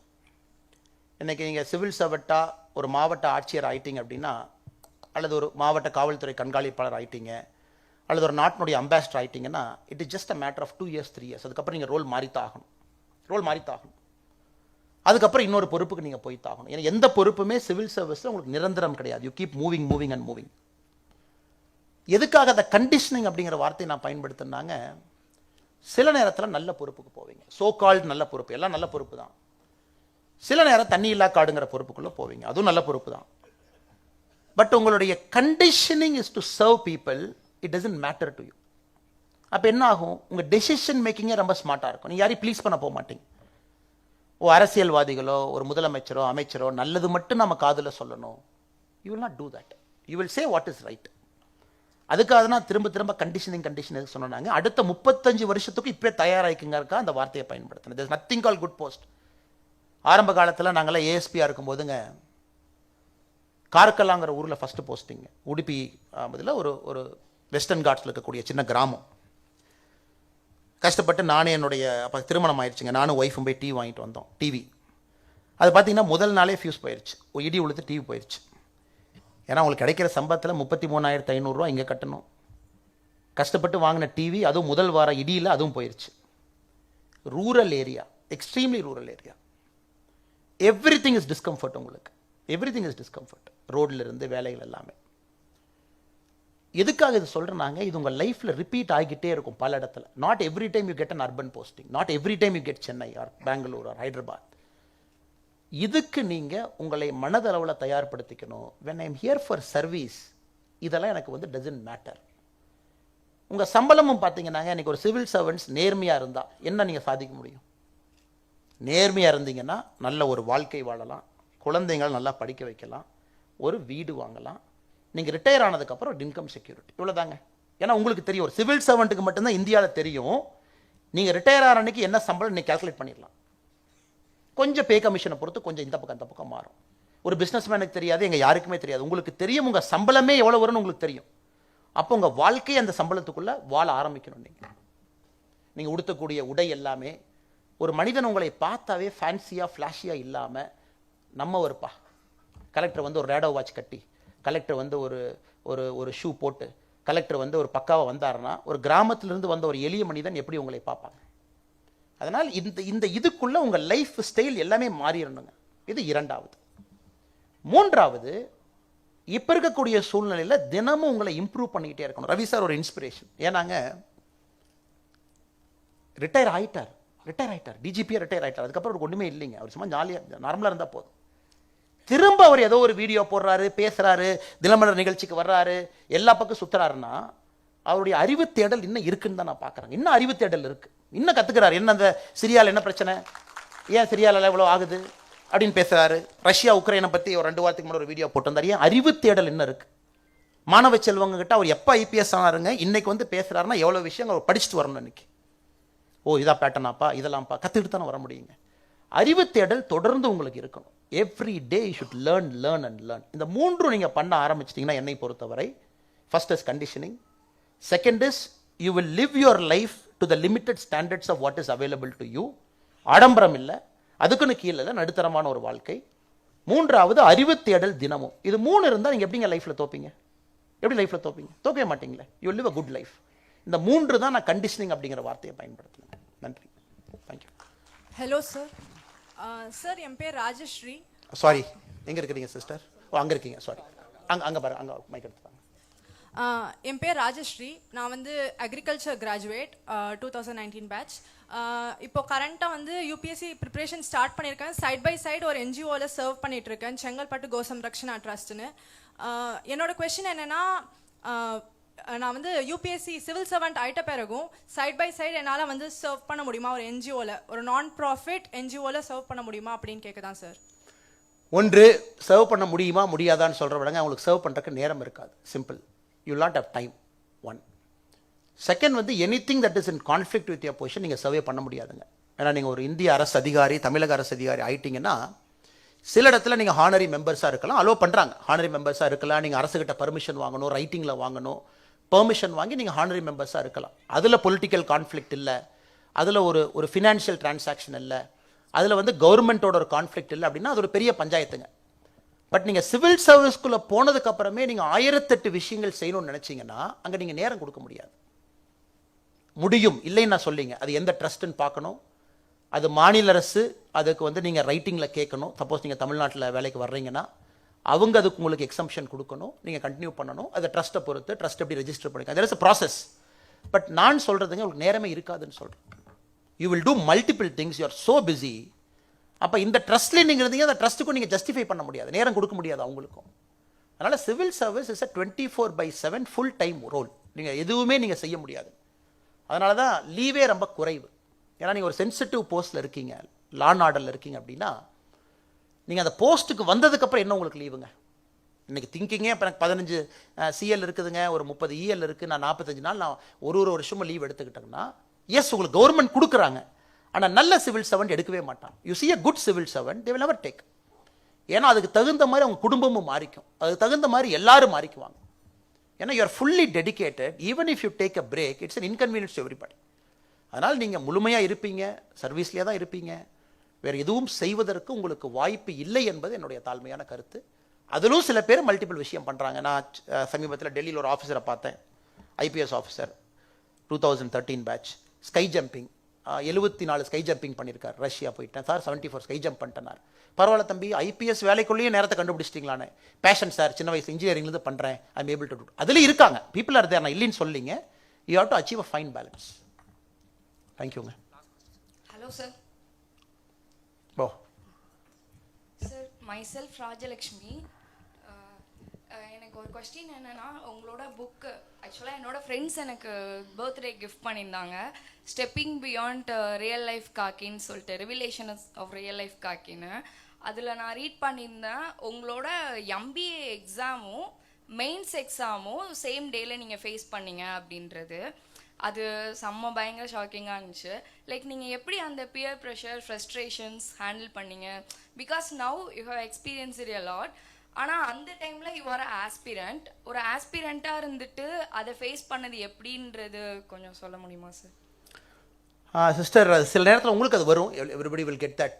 சில நேரத்தில் அந்த சங்கடங்கள் வரத்தான் செய்யும். ஏன்னா எனக்கு வந்து சிவில் சர்வீஸ் போகணும் அப்படிங்கிறது ஒரு உந்துதல் வந்து ஏற்கனவே சொன்னது போல் நவம்பர் 26, 2008 அந்த மும்பை அட்டாக் ஆனதுக்கப்புறம் ஒரு பெரிய உந்துதல், சடன் டிரான்ஸ்ஃபர்மேஷன். ஏன்னா இல்லாட்டி எம்பிஏக்கு முன்னாடியே நான் யோசிச்சிருந்தா அது வேறு மாதிரி டெசிஷன் எடுத்துருக்கலாங்க. பட் நான் எம்பிஏ பண்ணணும், ஒரு பிஸ்னஸ் ஆரம்பிக்கணுங்கிறது தான் ஆரம்பகால ஆசை. அது யூபி போனதுக்கப்புறம் மனசு மாறிச்சு, மும்பை அட்டாக் மனசு மாறிச்சுங்க. பட் நீங்கள்லாம் ரொம்ப ஏர்லியராக டெசிஷன் எடுக்கிறீங்க. ஏன்னா நான் வந்து 25 வயசில் தான் சிவில் சர்வீஸ் போகணுங்கிற ஒரு கிளாரிட்டி எனக்கு வந்துச்சுங்க. பட் மெனி ஆஃப் யூ நான் பார்க்குறேன் வெரி யங், 21, 22 இருக்கீங்க, ரொம்ப young. I'm very happy for you. நீங்களும் ஆல்ரெடி டெசிஷன் பண்ணிட்டீங்க. எனக்கு வந்து லேட் டெசிஷன் மேக்கிங், நான் ஒத்துக்கணுங்க. இரண்டாவது, நான் லேட் டெசிஷன் மேக்கிங் எடுத்ததுக்கப்புறம் நான் ஒரே ஆப்ஷன் வந்து சரண்டர் மட்டும்தான். ஆப்ஷனே இல்லை எனக்கு, சரண்டர். எம்பிஏல இருக்கோம், படிக்கிறோம், பிளேஸ்மெண்ட் வேண்டான்னு சொல்லிட்டோம், பிளேஸ்மெண்ட் நம்ம உட்கார போகிறதில்ல. Civil service prelims second year ஆரம்பத்தில் எழுதணும், கிளியர் ஆயிடுச்சு. செகண்ட் இயர் எண்டில் மெயின்ஸ் கிளியர் ஆயிடுச்சு. அதுக்கப்புறம் இன்டர்வியூ டேட்டு வந்துருச்சு. ஸோ நான் இந்த ப்ராசஸில் போகும்போது நிறைய ரிஸ்க் எடுத்துட்டேங்க சிஸ்டர். ஏற்கனவே சொன்ன மாதிரி 11.5 லட்சம் லோன், எம்பிஏ வேலை வேண்டான்னு சொல்லியாச்சு, இந்த பக்கம் வந்தாச்சு. அப்படி இருக்கும்பொழுது எனக்கு ஒரே ஆப்ஷன் இஸ் டு சரண்டர். அதனால் அந்த முழு 3 மாதமே எனக்கு நல்லா ஞாபகம் இருக்குதுங்க. ஒரு கடுமையான சூழல். ஒன்று, கிளாஸுக்கு நீங்கள் அவ்வளோ ப்ரிப்பேர் பண்ணணும், ப்ரெசன்டேஷன் பண்ணணும், கேஸ் ஸ்டடி படிக்கணும், இது ஒரு பக்கம். சிவில் சர்வீஸ்க்கு 4 மணி நேரம் டெய்லி கொடுத்தாகணும், இது ஒரு பக்கம். அந்த 4 மணி நேரத்தை காலையில் 2 மணி நேரமாக நான் பிரிக்கணும், 4 to 6, சாயந்தரம் 9 to 11 2 மணி நேரம் பிரிக்கணும். ஸோ இட்ஸ் அ கமிட்மெண்ட், அவ்வளோதாங்க. அந்த கமிட்மெண்ட் எப்போ வரும்னாங்க, when you have conviction. அதனால தான் நான் திரும்ப பேசும்போது ஒரு வார்த்தையை சொன்னேன், கீதையினுடைய ஒரு பேசிக் சாரம்சம், நீங்கள் முடிவு எடுக்கும் பொழுது உங்களுடைய முடிவு எவ்வளவு உறுதித்தன்மை அந்த முடிவில் இருந்துச்சோ அதை பொறுத்து தான் வெற்றி கிடைக்கும். So it is about conviction. Conviction தான் அந்த டெப்த் ஆஃப் யுவர் தாட். அதனால் நான் திரும்ப எல்லாத்துக்கும் சொல்கிறதுங்க, இங்கே அங்கே யோசிக்காதீங்க. சிவில் சர்வீஸ் வரணுமா, வரணும்னா வரணும், அவ்வளோதாங்க, முடிஞ்சு போச்சு. இதில் வந்து இங்கே அங்கே தமிழ்நாடு கிடைச்சா வருவேன், அசாம் கிடைச்சா போக மாட்டேன், யூபி கிடைச்சா போக மாட்டேன், அந்த பேச்சே இருக்கக்கூடாதுங்க. when the conviction is deep, 100% success will happen. So it's conviction. Thank you. Thank you, sir. நன்றி. இவங்க எடுத்துக்கலாங்களா, முடிஞ்சதா? சரி, ஆமாம், சரி சகோதரி சொல்லுங்கள், கடைசி கேள்வி எடுத்துக்கலாம்.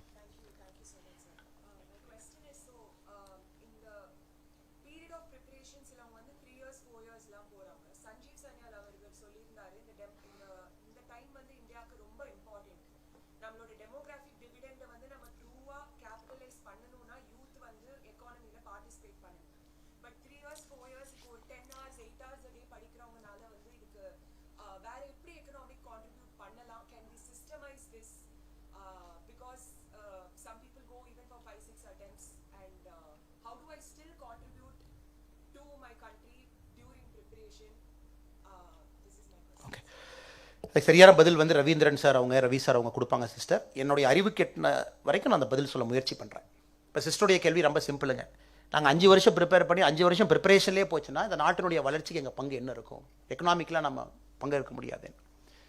சிஸ்டர், என்னுடைய ஒரு கன்விக்ஷன் நான் பார்த்த வரைக்கும், இந்த லேட்டாக சிவில் சர்வீஸ்குள்ளே வர்றாங்க இல்லைங்களா, I somehow feel that they are better civil servants. அது என்னன்னு எனக்கு தெரியலிங்க. கொஞ்சம் நான் ஒரு 3 அட்டெம்ப்ட் எடுத்துட்டேன். இத்தனைக்கு நான் ஃபஸ்ட் அட்டெம்ப்டில் போன ஆளுங்க. பட் ஒரு 3வது அட்டெம்ப்ட் நான் எடுத்துகிட்டு வந்தேன் சார், 2வது அட்டெம்ப்ட் வந்தேன், 4வது அட்டெம்ப்ட் வந்தேன்னு சொல்கிறவங்ககிட்ட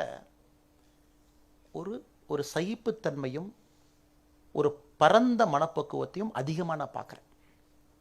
இந்த ஃபர்ஸ்ட் அட்டெம்ப்டில் வரேன்னு சொல்கிறாங்கல்ல, ஏன்னா ஐயா நீ மன்னிக்கணும், அவருக்கு எல்லாம் தெரியும், அது சம்வேர் ஏதோ ஒரு இடத்துல கொஞ்சம் ஈகோ வந்து எங்கேயோ ஒரு இடத்துல உட்கார்றதை நான் பார்க்குறேன். சின்ன வயசில் வர்றவங்க, ஏன்னா தே ஹேவன்ட் சீன் லைஃப் வெல். அதனால் நீங்கள் நான் லேட்டாக வர்றேன் அப்படிங்கிறத நீங்கள் தயவு செஞ்சு எடுத்துக்காதீங்க. என்னோட பேட்ச்மேட்ஸில் இன்றைக்கி சூப்பர் சக்ஸஸ்ஃபுல்லாக இருக்கிறவங்க எல்லாமே நான் பார்த்த வரைக்கும் 150 பேரில் தேர்ட் அட்டெம்ப்ட் ஃபோர்த் அட்டெம்ப்டில் வந்தவங்களுக்கு ஃபெயிலியரை பார்த்துட்டாங்க. ஸோ அதனால் சிவில் சர்வீஸில் ஃபெயிலியரையும் ஏற்றுக்கக்கூடிய மனப்பக்கம் உங்களுக்கு டக்கு டக்குன்னு டெசிஷன் எடுக்க மாட்டாங்க, கொஞ்சம் மெச்சூரிட்டி ஒன். அதனால் நீங்கள் மேபி அப்படி எடுத்துக்கங்களேன் பாசிட்டிவாக. Maybe you are becoming more matured. உங்களுக்கு ஃபஸ்ட் அட்டெம்ப்டில் கிடைச்சா சந்தோஷம், நோ ப்ராப்ளம். அட்டெம்ப்ட்டுக்கும் மெச்சூரிட்டிக்கும் சம்மந்தம் இல்லைன்னா கூட தோல்வியை நீங்கள் சிவில் சர்வீஸில் பார்த்துட்டு உள்ளே வரும்பொழுது உங்கள் மனப்பக்குவம் இன்னும் பெருசாக இருக்குங்கிறது என்னுடைய தியரி. ரெண்டாவதுங்க, ப்ரிப்பரேஷனில் தயவு செஞ்சு நீங்கள் எந்த வேலையுமே செய்யாதீங்க. இப்படி நினச்சிக்கங்களேன், நீங்களும் நாட்டுக்காக ஒரு நல்ல ஒரு லீடராக வர்றதுக்கு முயற்சி பண்ணிகிட்டு இருக்கீங்க, அதற்கு இந்த நேரத்தை நீங்கள் பயிரில் போடுறீங்க. எப்பொழுதுமே நான் சொல்லக்கூடிய ஒரு உதாரணங்க, ஒரு சின்ன செடியை நட்டு வைக்கிறீங்க. அது செடி வேண்டாம், ஒரு சின்ன ஒரு சீடு நமக்கு இருக்குது, சீடு. அதை நம்ம குழியை பறித்து உள்ளே போட்டுட்டோம், தண்ணியெல்லாம் ஊற்றிட்டோம். ஒரு 3 நாள் கழித்து பார்க்குறோம், என்னடா அது வளரவே இல்லை அப்படின்னு. அப்புறம் அதெல்லாம் பண்ணி என்னங்க வளரவே இல்லைன்னு சொல்லிட்டு மறுபடியும் வச்சுட்டு மூடி மறுபடியும் தண்ணி ஊற்றுறோம். அது வளராதுங்க. ஒரு நம்பிக்கை தான். நீங்கள் அந்த சீடை போட்டுட்டு தண்ணி ஊற்றிக்கிட்டே இருக்கீங்க, அது திடீர்னு பார்த்தீங்கன்னா ஒரு மேஜிக்காக ஒரு 30 days 40 days கழிச்சு அப்படி லைட்டாக அப்படி வரும். இந்த சைனீஸ் பேம்புல ஒரு ஸ்டோரி சொல்லுவாங்க, அது 30 சென்டிமீட்டர் வளர்ந்துருங்களாமா. அந்த 30லிருந்து அடுத்த சென்டிமீட்டர் வளரக்கு வளரவே வளராது, அப்படியே நிற்கும். நாமளும் என்னடா தண்ணி தண்ணியாக ஊற்றுவோம், சைனீஸ் பேம்பு அப்படியே இருக்கேன். ஆனால் ஒரு 60 நாள் கழித்து அதனுடைய வளர்ச்சி பார்த்தீங்கன்னா ஒரு நாளைக்கு 4 சென்டிமீட்டர் இருக்கும். அதனால் இன்றைக்கி நீங்கள் சைனீஸ் பேம்பு மாதிரி அந்த வளராத காலகட்டத்தில் உங்களுக்கான நங்கூரத்தை போடுறதா மட்டும் நீங்கள் பாருங்கள். ஏன்னா உங்களுக்கு வாய்ப்பு கிடைக்கும் பொழுது இது எல்லாம் அந்த லீடர்ஷிப்பில் வந்து உட்காரும். ப்ரிப்பரேஷன், சகிப்புத்தன்மை, பொறுமை, தோல்வி, அந்த ரூமில் தனியாக உட்காந்துருக்கிறது, யாருமே உங்களோட இல்லாமல் இருந்தது, அந்த 3-4 வருஷம் அந்த ப்ராசஸ் போகிறீங்க இல்லைங்க, that makes you a better leader. அதனால் I see it positively. அதனால் நீங்கள் அவசரப்பட்டு நான் ஃபஸ்ட் அட்டெம்ப்டே வரணும், நோ ப்ராப்ளம். செகண்ட் வரணும், நோ ப்ராப்ளம். உங்களுக்கு ஸ்டேயிங் பவர் இருக்கா, எல்லா அட்டெம்ப்ட் கொடுங்க. The faster you get better for you. But அதுக்குன்னு நான் 2 அட்டெம்ப்ட் கொடுத்துட்டு நான் கிளம்பிட்டுமா, அது வேஸ்ட் ஆஃப் டைம்னு பார்க்காதே. ஒரு அட்டெம்ப்ட் எக்ஸ்ட்ரா எடுக்கிறக்கும் உங்கள் leadership will become better and better for each attempt.